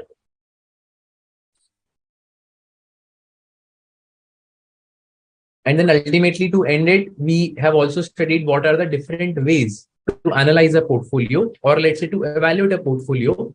We have studied Sharpe's ratio, Turner's ratio, and Jensen's alpha. Definitely Sharpe's ratio and Turner's ratio, if they are higher, they will represent that higher return we are getting for the same, or let's say the 1 unit of risk that we are undertaking. In case of beta, it will say that whatever 1 unit of beta, the sensitivity of change that you are getting, how much is the risk premium that you are getting, the return premium that you are getting.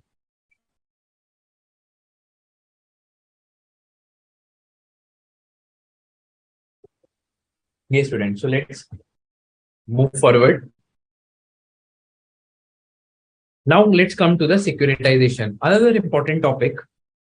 So we have to understand it from a operating standpoint, and rest of the things will follow. So the term securitization means that stripping down anything, or let's say segregating, or let's say disaggregating anything or any pool of funds as a security. So securitization is made up from the term called security.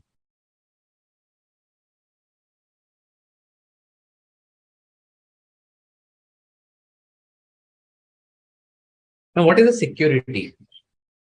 So security are actually, it can be, let's say, investment in an equity, investment in bond, investment in debentures. All the securities are defined in Securities Contract Regulation Act, correct? Which was enacted long time back, and even under SEBI, the SEBI laws, the reference is there. However, and it has a lot of things under its purview. But for us, the process of creating a security for some specific situation is called as securitization, and which is part of our study. And why it is there? Because this is a topic, or let's say this is a concept that is very much in use in the practical life, because a lot of funds are actually issuing securities and they are being listed on the stock exchanges on which these securities deal. Now, let us take an example to build this case. So there is, let's say we have taken an example of a housing loan.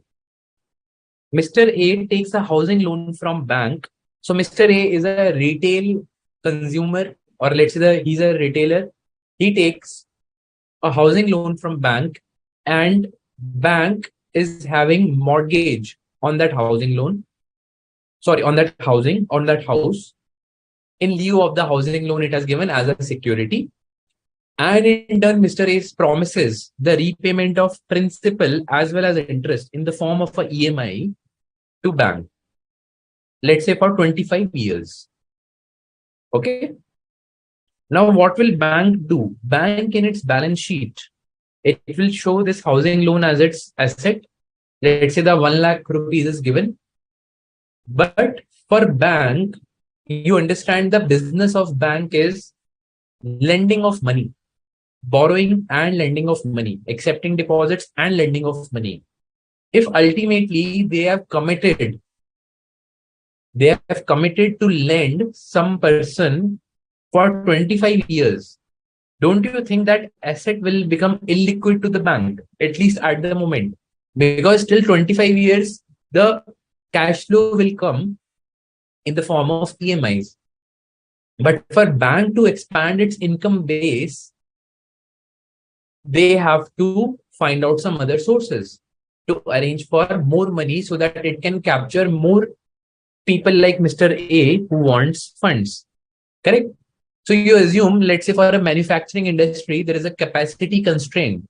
Correct? Let's say there is a line which has a 400 BPM, 400 bottles per minute. So maximum they can produce is 400 bottles per minute. So with this 1 lakh rupees maximum they can earn by giving to Mr. A. But what if after giving this loan to Mr. A, bank goes in the market and gets into an arrangement? What is that arrangement?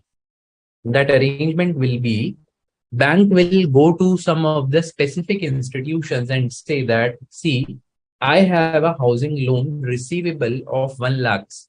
I've already contractually agreed with Mr. A that he's going to pay me these much of EMIs, and hence my future collections are probable. If in case those are not probable, we still have house as mortgage, which we can sell and recover the loan amount. So those specific institutions says that, okay, we understood. Now bank is saying that against this, I will sell this housing loan to you. I will sell my asset to you and you give me money for that. Using that, I will again give another loan to Mr. B. Okay. So in a way, bank is able to turn around, or let's say the turnover ratio for bank increases for the same 1 lakh rupees, correct? And hence bank will be able to expand. Now what bank will do? So there are two steps. Bank will borrow money, correct? So I'm saying there are two alternatives with bank. If let's say bank wants to get rid of this 1 lakh, or let's say they want further funds to be given as loan, so there are two alternatives. The first alternative is bank will, okay, say this 1 lakh I have already given. Now let me take fresh loan from the market at X%, and then I can give it as a housing loan again to Mr. B or somebody else. Now, in this case, what will happen? The debt equity ratio will increase, correct? The capital adequacy ratio will also go for a toss because the debt is increasing the balance sheet of that bank. The second option that bank thinks fit is, it will go for transferring the loan and getting it securitized to some specialist called XYZ company. So this second step is called as securitization, which we are going to understand in detail now. At least the problem is clear, right? The problem statement is clear. Now let us go to the solution part. How will that process actually work? So in this case, we have clearly concluded that borrowing money is not a suitable option. Correct? Borrowing that money is definitely not a suitable option, because the moment you borrow, you will end up having more risk in your balance sheet. Securitization can be one of the options. We will see how it happens. Now, how it will happen. Let's try to understand through this part. We are discussing about one of the housing loan, which we also refer as a mortgage loan because it is backed by a mortgage, which is the house itself. And what is a loan? When we say that we have extended a loan, what is a loan? Loan is actually the right to receive interest and principal. We are talking about this right. We are talking about this contractual rights. I, as a bank, have a contractual right to receive. Mr. A, as a borrower, has a contractual obligation to pay. I hope the wordings are clear. So, loan is actually the contractual right to receive interest and principal. Okay. Now, this is bank, this is Mr. A, and this is XYZ company. XYZ, which is in the form of a SPV, we can say. Okay. Now, the first step is the bank gives a mortgage loan, this one, and Mr. A promises the repayment as well as the interest in the form of EMI to bank. And similarly, there will be another lenders, thousands of lenders who will be there. So I've assumed that thousands of borrowers will be there. So 1,000 borrowers multiplied by 1 lakh, I'm assuming it is 1,000 lakhs, which is 10 crores. So this is a bundle because all of them represents the same class of loan. All of them are mortgage loan. All of them have same terms and conditions which define the rate of interest. All of them have a prepayment period, let's say of 25 years. So we can bundle them. Correct? This is called as overall portfolio of mortgage loans. Now this overall portfolio of 10 crores bank takes, and for bank to again lend it another 10 crore to another 1,000 set of people, it needs another 10 crore. So to arrange that, banks approaches XYZ. Now XYZ says that to bank that I will pay you 10 crore, but you transfer me the right to receive. You transfer me the right to receive the interest and payment. So students, please note here the commercial transaction is happening on the rights, which is actually the loan. So transfer the receivable right to me and I will pay you 10 crore. Bank says, okay, I will get 10 crore and I can lend it further so that I will expand my lending market and I will earn more rate of interest with the same level of funds. So my turnover ratio will increase. Now what XYZ will say? XYZ, now it is the company, or let's say the trust. Generally it is in the form of a trust. So the trustees who manages this trust are actually contemplating that how we will arrange 10 crores that we have paid to the bank, because immediately on day 0, I have to shell out 10 crore. Later on, I will keep on getting the EMIs. So XYZ, what it will do, it will create a pool of funds and it will issue securities. It will say that, okay, 10 crore is the amount. I will create 1 crore securities of rupees 10 each. Or let's say in my example, I have taken 10 lakhs numbers to be issued. So 10 lakh securities we will issue of rupees, let's say 100 each. So what investors will do? Okay, so Janvi is asking, XYZ will also get the right over mortgage assets in case of default. Janvi, we will cover that situation. So there are two situations, recourse basis and non-recourse basis. In that, your doubt will get clear, Janvi. Okay. So what I was saying is, now it will float these securities in the market. XYZ will float these securities in the market to say that, look, we have 10 lakh securities of rupees 100 each, and the underlying of that security is the right to receive interest and payment in future, which will help you to earn higher interest, or let's say the secured interest, or this is one of the avenue in the form of investment that we will offer to you.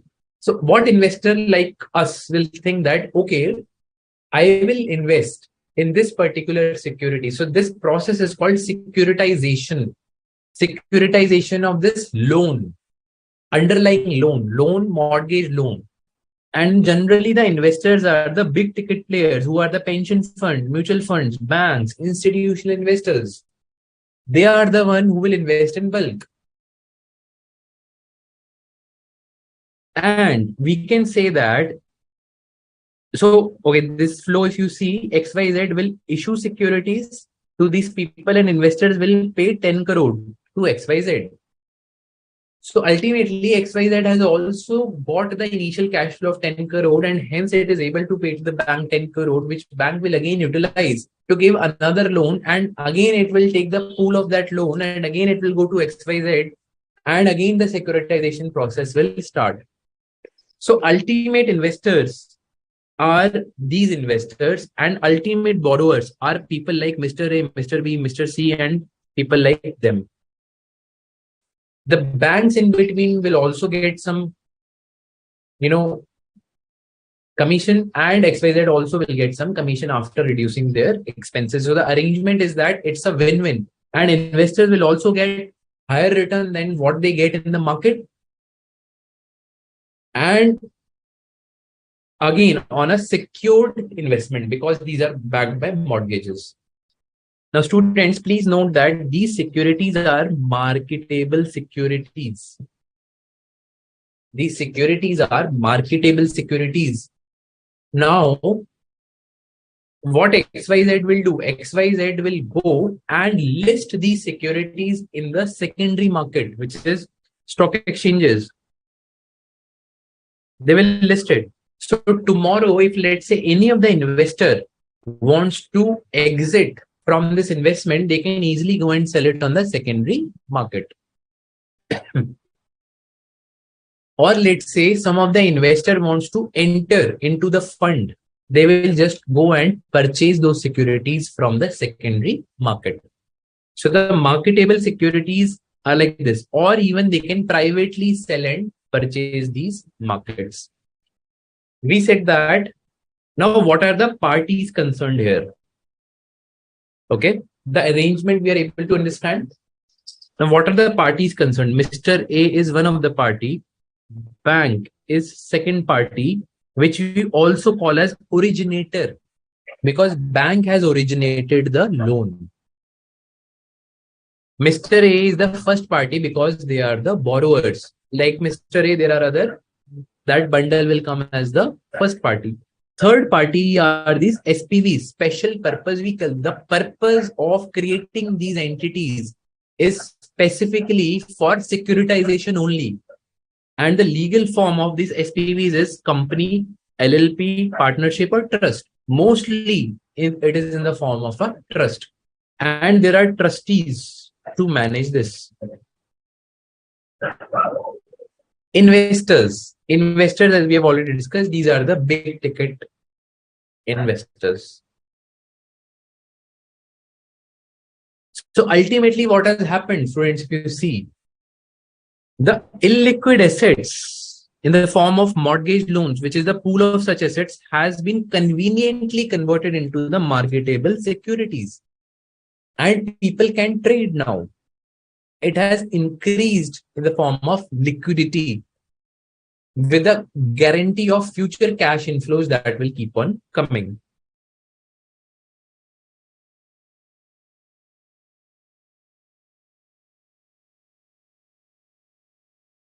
Okay, students?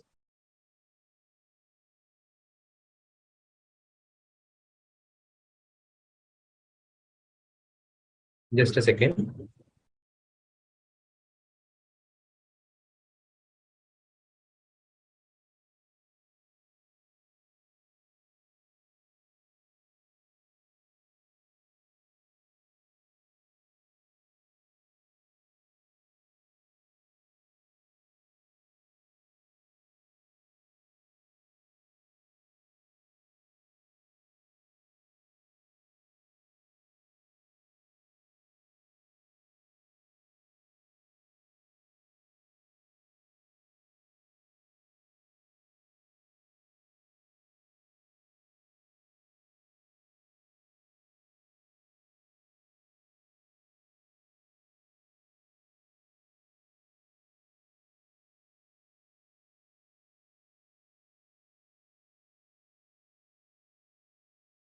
Yes.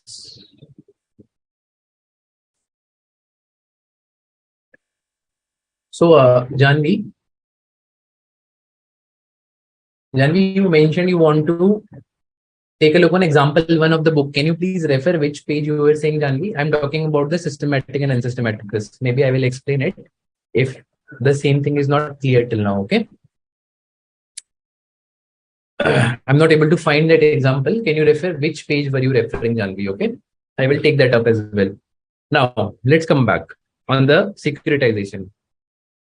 So securitization, we said that we are able to convert our illiquid assets into the marketable securities. Now, let's assume a situation in which 10 crores is actually comprising of 1,000 borrowers. And there is a probability that 20% of the borrowers will default. Okay. We know that. So, I mean, this would be some of the example that I would be discussing, but let me go to recourse and non-recourse, the question which Janvi has also raised. So there are two kinds of transfer of the assets from bank to which is from originators to SPV. It can be on recourse basis, it can be on non-recourse basis. So whenever we say recourse basis would allow SPVs to get funds from originator in case a borrower defaults. So recourse basis says that in case there is a default happened from the borrower's end, the SPV has full rights to recover the amounts from originator. In this case, SPVs will earn lesser income because SPVs are taking no risk at all. Okay. At least for the risk of default, there is no risk at all. Similarly, non-recourse basis, there is no entitlement to the SPVs to get funds back from originator. There is non-recourse basis, whatever risk is there, that risk primarily is of SPV only. It cannot go back to the originator and say that, look, I have not got it. You need to pay me back. That's not the case because it is a non-recourse. So here the income for SPV would be higher. Okay. This is what I have tried to explain. Okay, Janvi. So to answer your question, in case of default, what will happen? In case of default, it depends. If it is a recourse basis, originator will have to make good the default. If it is a non-recourse basis, nothing is going to happen. Now let us add more parties to this concept. Okay.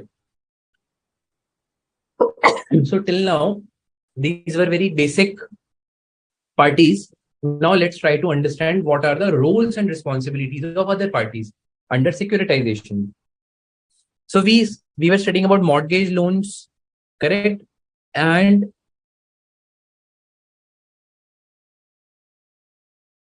the entire process was like this. There are borrowers and there are originators. Originators, I have put it in place of banks, right?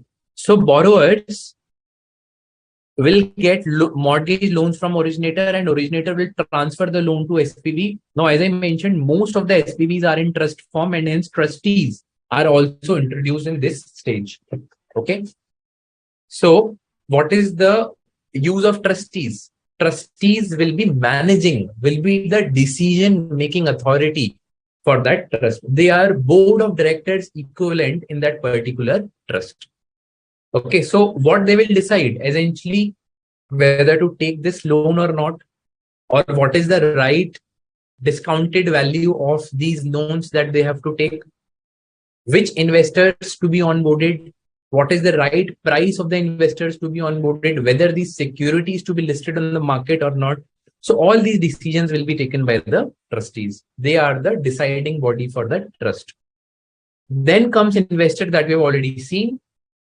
But for investors to need some sort of an assurance, they need to identify, or let's say they need to get a comfort that what is the credit rating of this particular mortgage-backed security. So in which they are asking to invest. So mortgage-backed security, I'm writing as MBS. So this issue of security is market-backed security. So credit rating agency will do a credit rating of this mortgage-backed security. They will say that it is AAA or it is worse, it is good, it is bad. So they will comment on the credit rating of that particular security, and this will be done by SPVs.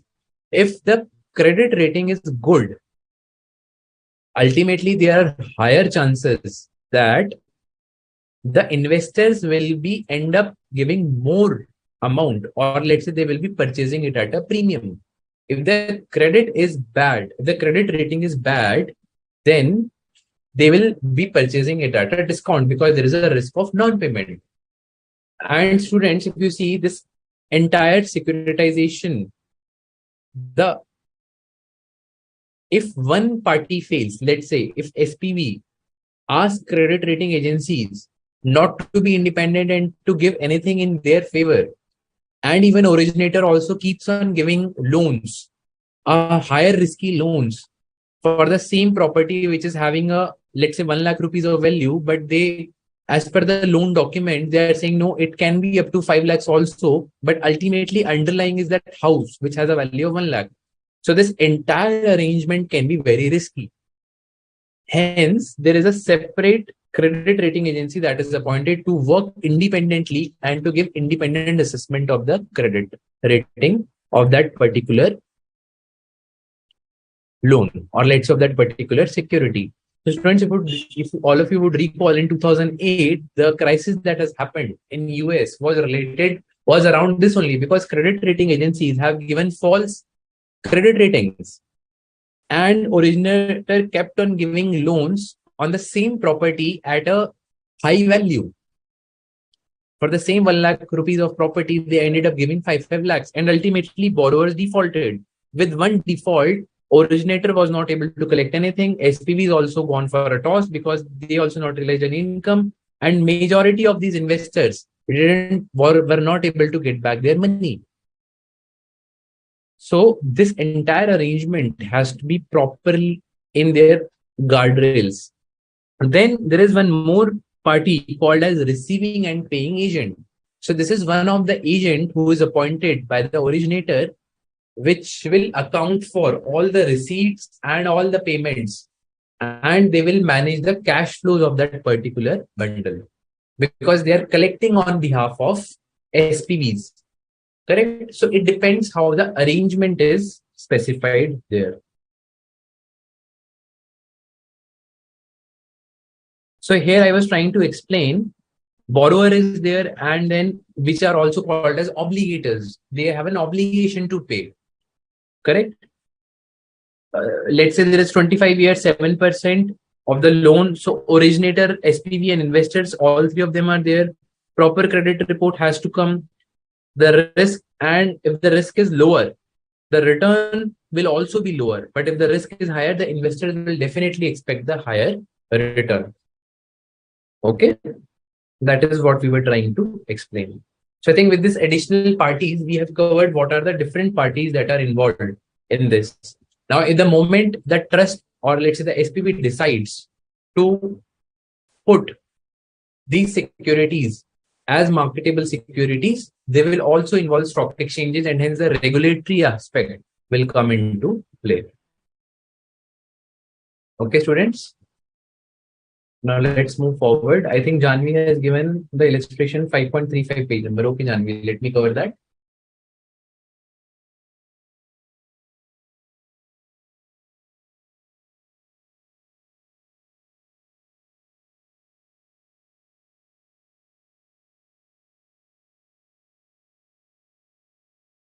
Page number 5.35.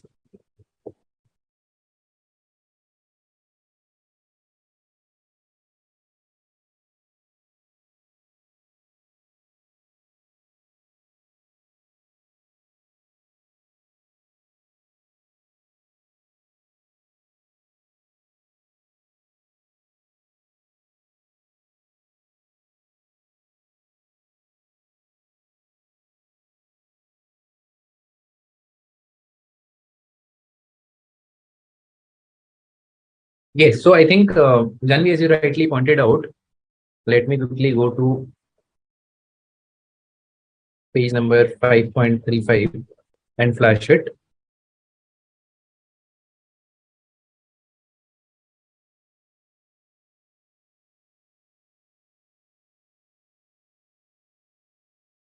So as somebody was also asking what is E, as I said that this is error term or return expected on account of unsystematic risk, correct? If you see, this is what it is that we have also discussed, EI, right? This is the error term or return on residual risk that we're expecting.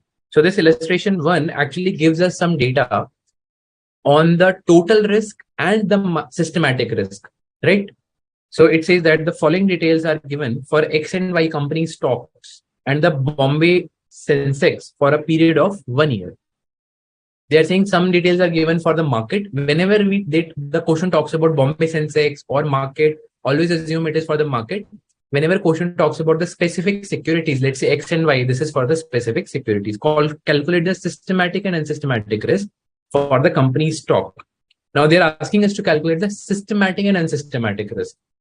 If equal amount of money is allocated for the stocks, what would be the portfolio risk? They are also asking us to calculate the portfolio risk. Now, students, if you see, there is no bottoms-up approach to calculate the unsystematic risk. Unsystematic risk is always a residual risk. So what is the way to calculate unsystematic risk? Total risk minus systematic risk, that will give us unsystematic risk, correct? Which is what I think the formula has been applied here. If you see, unsystematic risk is equal to total variance of security return minus systematic risk. I'm talking from the company's X point of view. So we will have to make use of it. And one point which critically I have again discussed in the portfolio also, we always need to calculate. Okay, let me go down and then share it. We always need to look the variance first. So total risk, that means standard deviation square minus systematic risk, which is again beta multiplied by standard deviation of market square. This will give us the unsystematic risk square. Correct? And to calculate the unsystematic standard deviation, we will just do a square root of this entire right hand side of the equation. Correct? So students, always remember, you cannot add or subtract standard deviation from standard deviation to arrive at the resulting standard deviation. You will have to do this operation always at a variance level. Then only you will have to do a square root to arrive at the respective standard deviation. Okay, let's go back. Now, let us use the information. So they have given us the average returns, correct? They have also given us the variance of returns. Variance of returns is what? Standard deviation square, which is variance itself. They have also given it for Sensex, which is market. X and Y is the security and Sensex is market. Then they have also given us beta. Beta is the sensitivity of returns of X in relation to market, which is 0.71. Correlation coefficient they have also given. And coefficient of determination, which is R square, they have also given. Now the correlation coefficient is square of correlation coefficient gives the percentage of variation in the securities return that is explained by the variation of the market index return. Okay, in the company stock return, 18% of variation is explained by the variation of index and 82% is not explained by the index. Okay, this is just they're trying to explain by a, because ultimately it has to be 1. So 18% is basically the company stock return variation and balance 82% is not explained by the index. So what they're trying to say is that the whatever variance is explained by the index is called a systematic risk. Unexplained error, unsystematic is what is unsystematic risk, or which is also called as the residual risk. Now, the calculation is very simple. Beta square that we have been given for security X, which is 0.71 into variance of market index. What is the variance of market index? 2.25. That will give us a systematic risk. This is the formula. Sorry. This is the formula of systematic risk, correct? Beta square into variance of market. That is what they have applied simply. Then total variance of security, that is also given. So the total variance of security minus unsystematic risk will give us the systematic risk. So the total variance of security 6.3 is already given in the question for X stock. Correct, students? 6.3 is already given. 1.134 is what we have calculated. The residual 5.166 is the unsystematic risk at a variance level. Okay. Or they have actually used the alternative way also to calculate 1 minus R square to calculate the unsystematic risk. And hence the total risk, they have again tried to use the unsystematic risk that we have calculated and arrived at 6.3 as the total risk. Similarly for company Y, and how they can calculate the portfolio risk here using the Sharpe's index, single index model. They will just multiply the beta in the respective two different additions that are happening, one for the unsystematic risk, one for the systematic risk. Basis that they will be able to arrive at the portfolio risk. I hope the solution is clear here. Let's come back to the securitization process.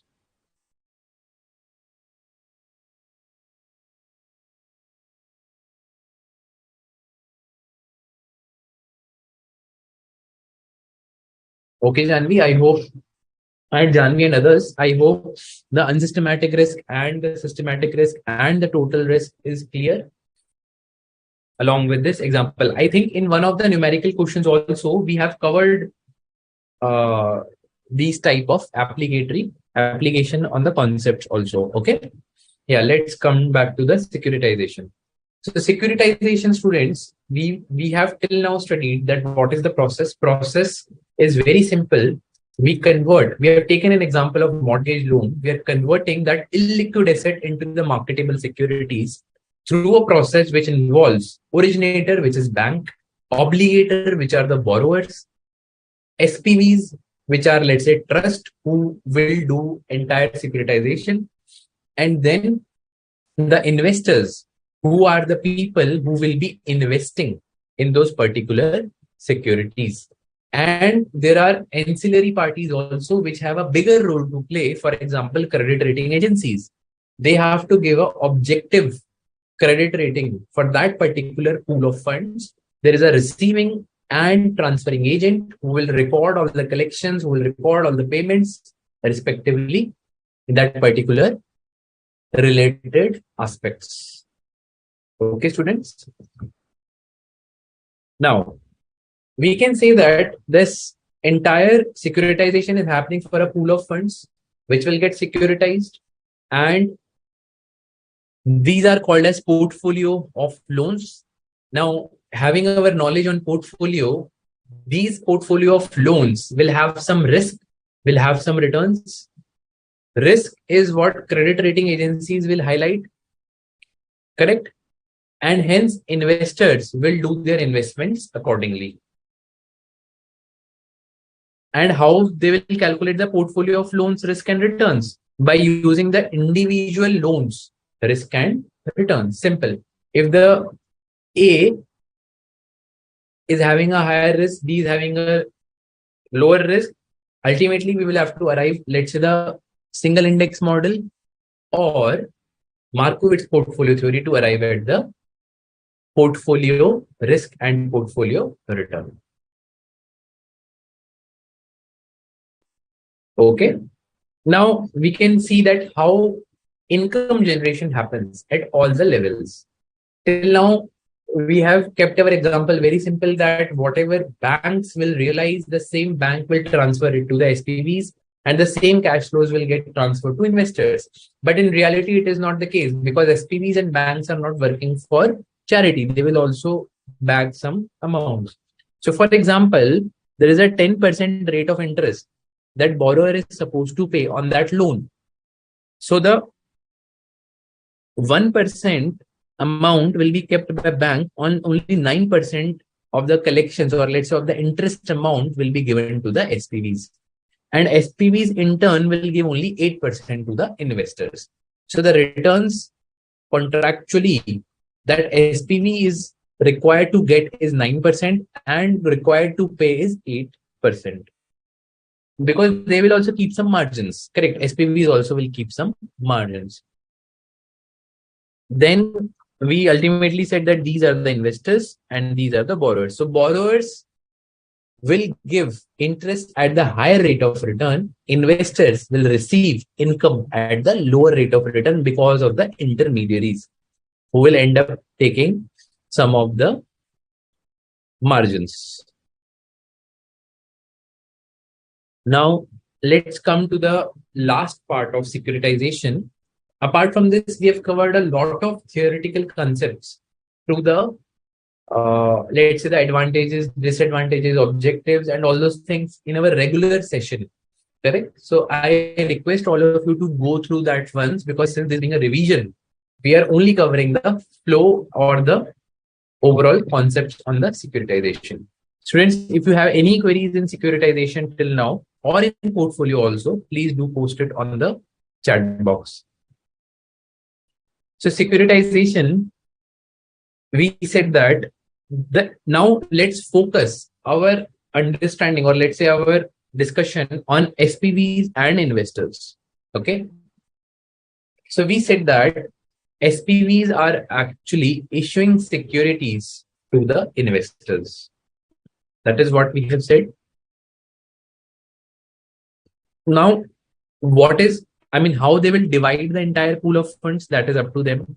They can do it any ratio. If they feel that, the ticket size has to be smaller, or let's say the denominator has to be smaller, the per unit value has to be smaller. So they will issue higher amount of securities. But if they feel that no, the per unit price can be higher, they can accordingly command the number of securities. And let me tell you, students, there are proper regulations which regulate the entire functioning of these SPVs. So those are actually given under the SEBI regulations. Okay, so everything has to abide by them. Now, what will investors do? Investors will actually go through the entire prospectus. So it's just like a normal issuing of equity. While issues of equity happens, so there are investors who will go through the prospectus, red herring prospectus. They will also go through the other details because they are actually marketing their securities, right? So similarly, SPVs will market their securities to the investors. Now, there are three broad categories of these securities, depending on the terms of the arrangement. One is pass-through certificates, second is pay-through securities, and third is stripped securities. This is very important because this will determine the level of autonomy with which SPV is operating and the level of contractual obligations that investors and SPVs have between them. I will explain in detail what is the meaning of pass-through security, what is the meaning of pay-through security, and what is the meaning of stripped securities. Okay, but till now, always keep one thing in mind. For securities,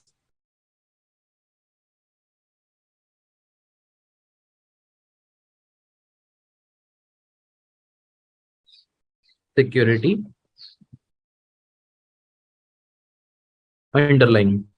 So for all the securities, there is an underlying that is there. Example, equity. Can anyone tell me for an equity, what is an underlying?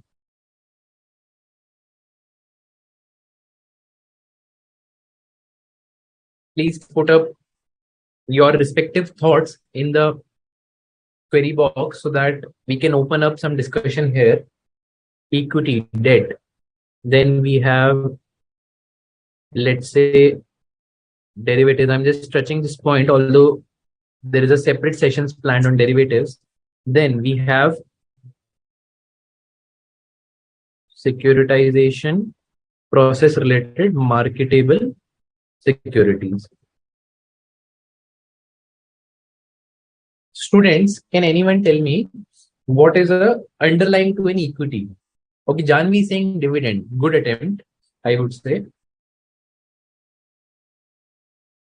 So, any other responses, students? Maybe Namrata, Kaushiki, Viraj.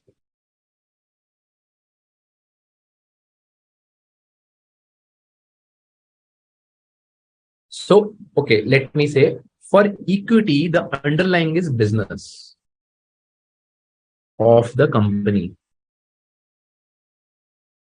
See, please understand, if I am there as an investor, why I will invest in that company?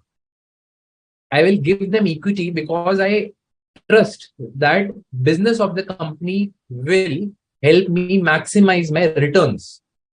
So I am actually investing in that business. I'm not investing. So equity is just a document form. It's just a security form, but I'm investing in that business. Okay. Similarly, debt. Debt is mostly fixed in the nature, but yes, I would say a combination of business or let's say fixed cash flow, contractual obligations.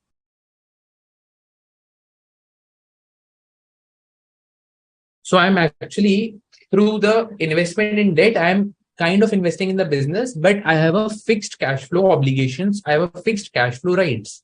That is what my underlying is. Derivatives can have anything as their underlying. It can have anything as their underlying. It can be a stock price. It can be an interest rate. It can be a forex price. It can be commodity price. It can be anything that we will study later on. Let's not break our head here. Securitization. What is the underlying, students? Now, I think this all of you would be able to answer. Just now we studied securitization for a, let's say, home loan. Home loan backed securities. What is the underlying, students? Please attempt. Because this is very relevant to understanding of these securities.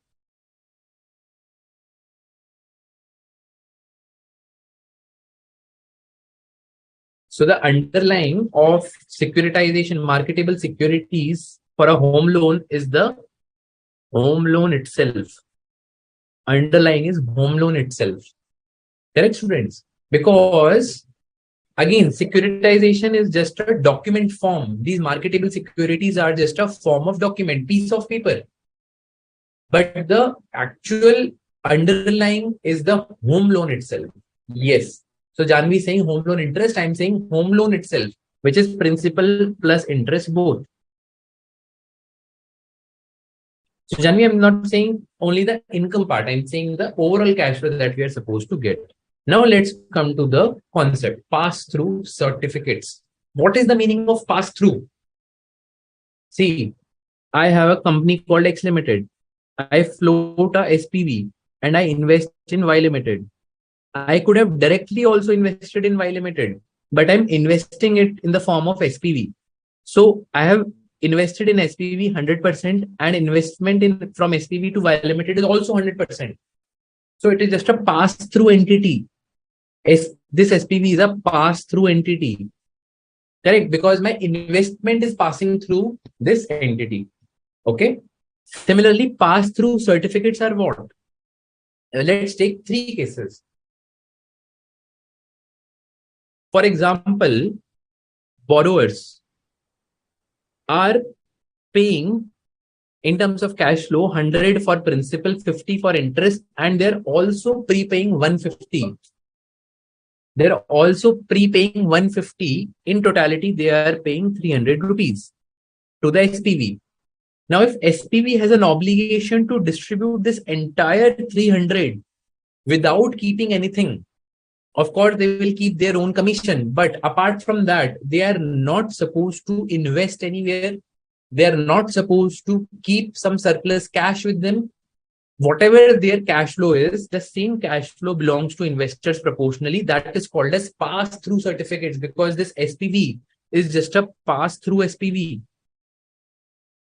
This SPV has no rights on the decision making of the extra cash flow that they have got.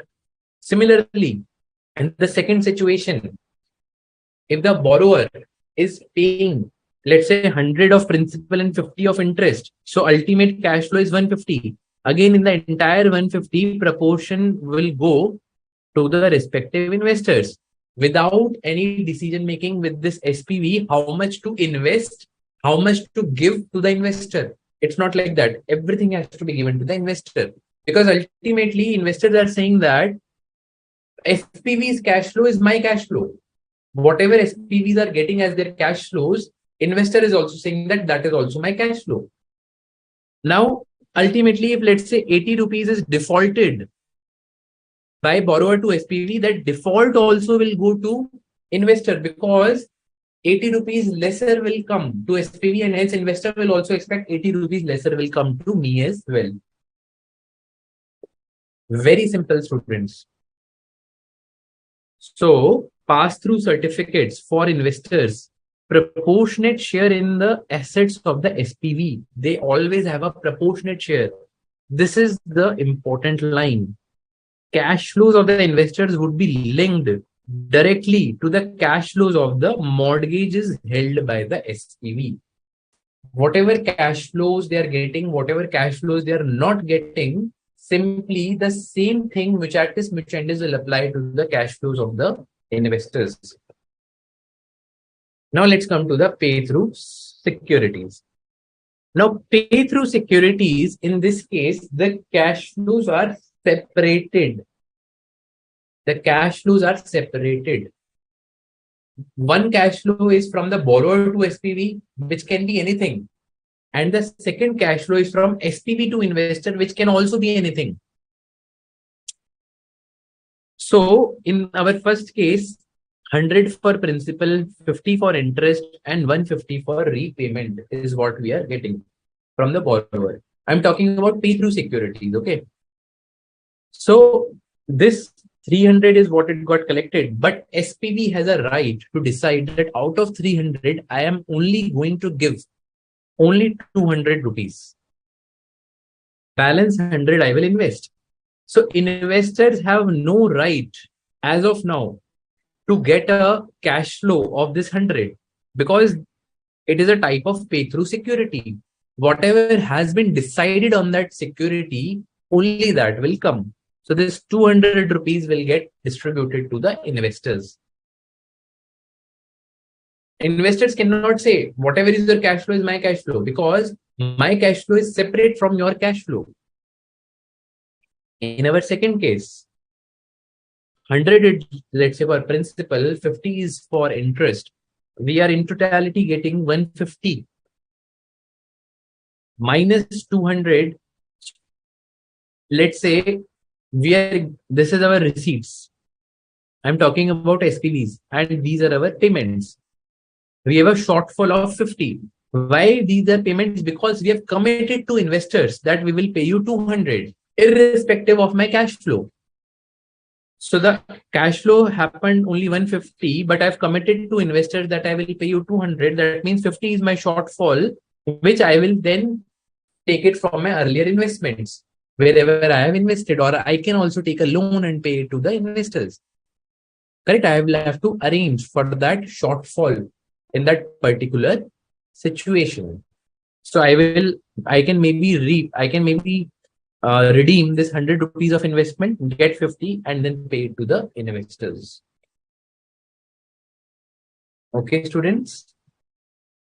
I hope this is clear. Then third case, we said that, let's say there is 100 rupees of default that has happened. Still, investors will have no concern. Investors will say that, no, you have committed me a minimum return, or let's say a return of 200. I'm supposed to get 200. So 100 minus 200 minus 100. So SPV will realize from earlier investments being disinvested or further borrowings, but they will have to pay as per their respective arrangements.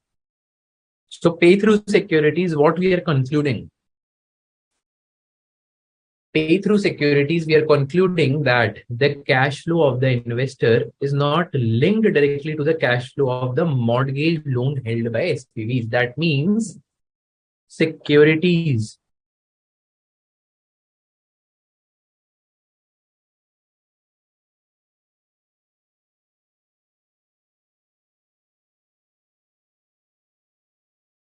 have a different cash flows which are independent of SPV cash flows. So in this case, security have a separate identity. I can say separate identity. This is the case of pay through security. Pass through certificates are, this is here, certificates, securities. Pass through certificates, the security, it has the same identity of that mortgage loan,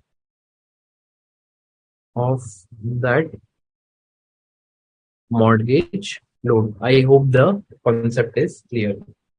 The difference is clear rather between pay through securities and pass through certificates. Very, very important. And this term we use a lot. Pass through investment, pass through entity, pass through certificates. So this is a good terminology to understand. Then let's go back. We also said that surplus can be invested by SPV or deficit can be borrowed by SPVs. So SPV has that decision making in which they can invest or they can borrow. Investor and SPV would agree to a payment plan independent of mortgage cash flows. Correct? This is what we have studied. Let's come to this the concept in pay through securities. We are saying that there are desynchronization. Cash flow to be paid to the investors are different from the cash flows to be received from the assets. So pass through certificate, pay through security, pass through certificate, prepayment would be for investors would also be there. Prepayment would not impact the return of the investors. Correct? No stability to the return. There are spikes. There is a stable return or there is a stable cash flow and there are no spikes in this case. Now let's come towards the last part, which is a stripped securities. So stripped security students, if you see the entire cash flow, let's say we are assuming in this case is 150. 150 is on account of interest and 100 on account of principal. So they will strip the cash flow into two parts. One is interest only cash flow and second is principal only cash flow. So SPV is going to sell the interest only and principal only separately. Now, some investors would be interested only in the interest only stripped securities. Why? Because they want higher sensitivity of the cash flows compared to the returns that they're getting. Similarly, principal only will be those who want a stable or let's say which are less sensitive to the interest rate changes. Hence, it is a principal only cash flows. So these are called as stripped securities because the SPV has stripped them in as per their characteristics. So IO will be investors. They can do a 500 investment for principal only. 100 rupees is the per security. They can invest, let's say 1000 rupees is what we were studying. Okay. So we were trying to see that what is the impact on IO only and principal only. We all have studied about the YTM, which is yield to maturity, while we were studying about the bond valuation. So if yield to maturity is going up, what will happen to the IO? IO will also go up. The price of the interest only securities will go up, but the price of the principal only securities will go down because there is an inverse relationship between the interest rate as well as the prices. So price is inversely related to the interest rate. Correct?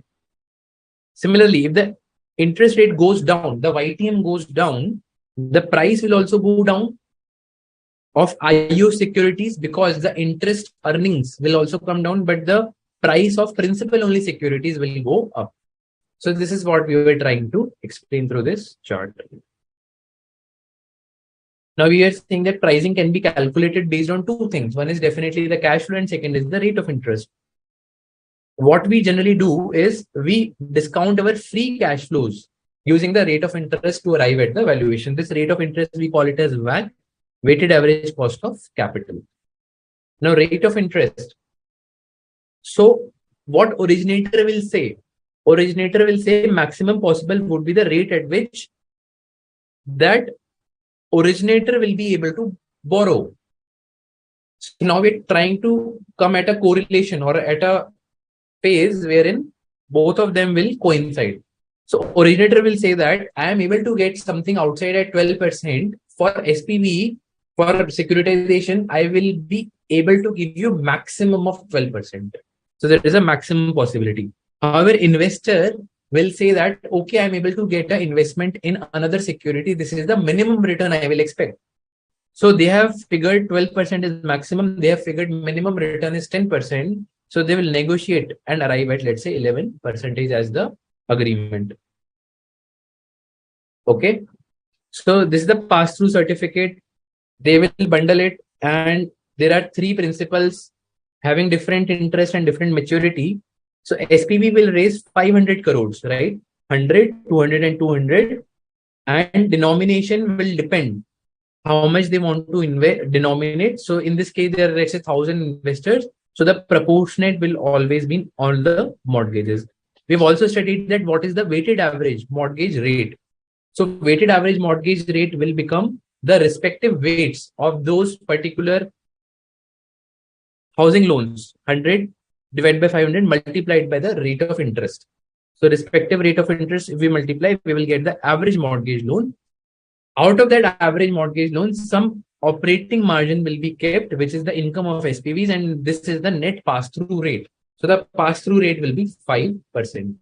Similarly, weighted average maturity also we can calculate, correct? And hence 1.2 years will become the weighted average maturity. So SPV would propose to investor 5% return for 1.2 years. So this is the numerical understanding of the questions. So then the last thing is on the tranches. We said that investors, let's say Mr. A and Mr. B, there are two investors and borrowers are there and SPV is there, right? So there are different tranches, right? For A, B, and C within SPV, instead of taking the same security, a homogeneous security, they can create different tranches of security, which is A, B, and C, carrying different rates of interest with different rights and obligations. Correct. For A, it can be higher, B, it can be lower, and C, it can be lesser. Because C is, let's say, secured by debt, B is kind of a preference share, A is kind of an equity. Correct. This we called as junior, mezzanine, and senior. Senior because they have a higher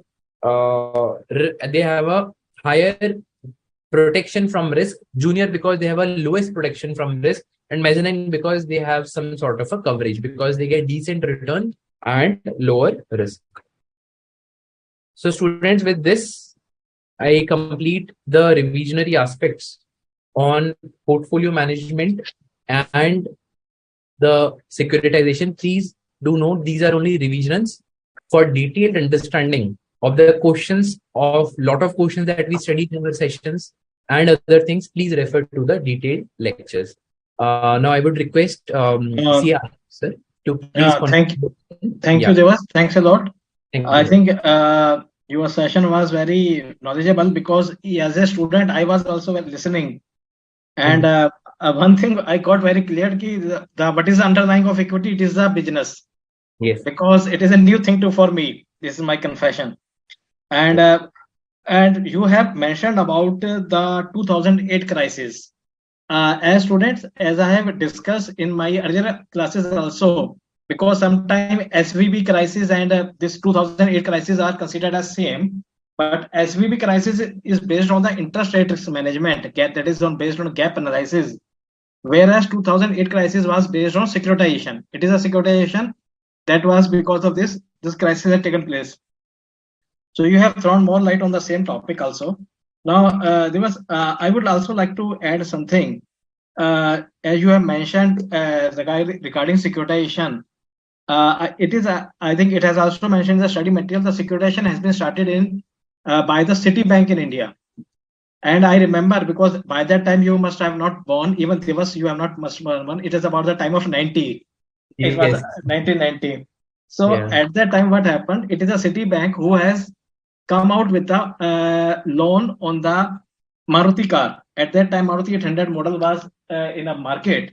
There were not that much models. You have to make a choice. There are only three car used to be there. One is Padmani, Fiat, and another is Ambassador, and third was the Maruti 800. So before this, around 1990, they have started that giving the loan on a liberal terms. Before that, there was not that much provision for loan, because if you go to the bank for a car loan, it is more tougher than taking the home loan. The norms are very strict. So it was basically Citibank who has initiated this, and they have given a huge amount of loan for the car. And if you ask me, as per my opinion, this has launched. This was a launch pad for the automobile industry in the India, because after that, the more and more automobile company has started. Of course, this was a opening. New industrial policy was also instrumental for the same, but this was, you can say that it was also instrumental for the boom for the automobile industry. So when the Citibank has given the loan, now problem comes with them, how to get them converted into cash, and that's why the concept of securitization has come into the picture in India. Now, another, there were one Korea student, how to mug up these formulas. What are the tips? Student, there are no as such tips. Once you start understanding the formula, once you start practicing the question more and more times, you will automatically, this will be set in your mind. And sometimes even you can draw your own logics. And sometimes even one or two times it has been happened, the student has guided me, sir, the logic is the same, these are same, the logic is that. So don't worry about the formula, there is nothing like that, the formula mugging, or there is a booklet of the formula. There are hardly 3 or 4 formulas in all SFM. Now, one more important announcement I would like to make here, this student, please note, your topic of portfolio management and securitization has been over. Now the forthcoming topic is mutual fund. So CS Vivek Banerjee, that is he's also the faculty at Board of Studies. He has recorded lecture for the same on the basics of the mutual fund. So that lecture will be uploaded in 1 or 2 days. Maybe today I will get them uploaded. So you are requested to go through it, of course. And along with that, we are also web hosting the assignment that will be discussed in the 23rd class, 23rd forthcoming class. Now this class will be live, and in live class the assignment will be discussed. So student, my request to you, please don't you just download the assignment, and along with Vivek sir, you just practice the assignment, and that will discuss the class. Namarta has asked, sir, I am worried this time is enough for November 2013 examination. Yes, Namarta, time is enough. Don't worry. Don't lose that. Okay. Still, we are with you. And I will share my number with you and my email with you. If you have any issue, please contact me. There was just on a plain slide, just share my email ID and as well as my contact number. If was yeah,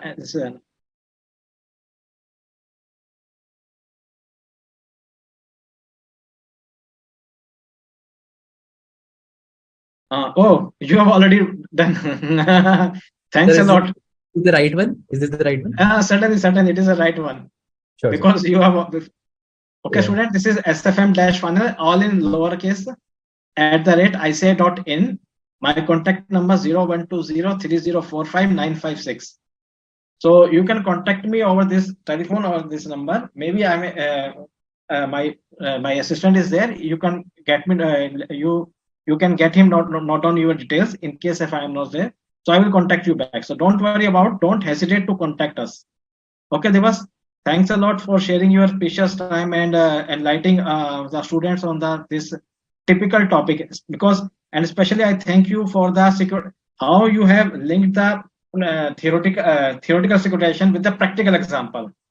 Thanks a lot for the same, and thanks a lot. Thanks a lot, sir. For even I also learned a lot of things in your today's the experience that you were sharing. So your expert comments are always enlightening for us. Thank you, sir. And certainly, we shall also trouble you in the future also for the sessions. Okay. Okay, student. Thanks a lot for patience listening. See you in the next class. Thank you. Have a nice day. Bye. Good day. Finished.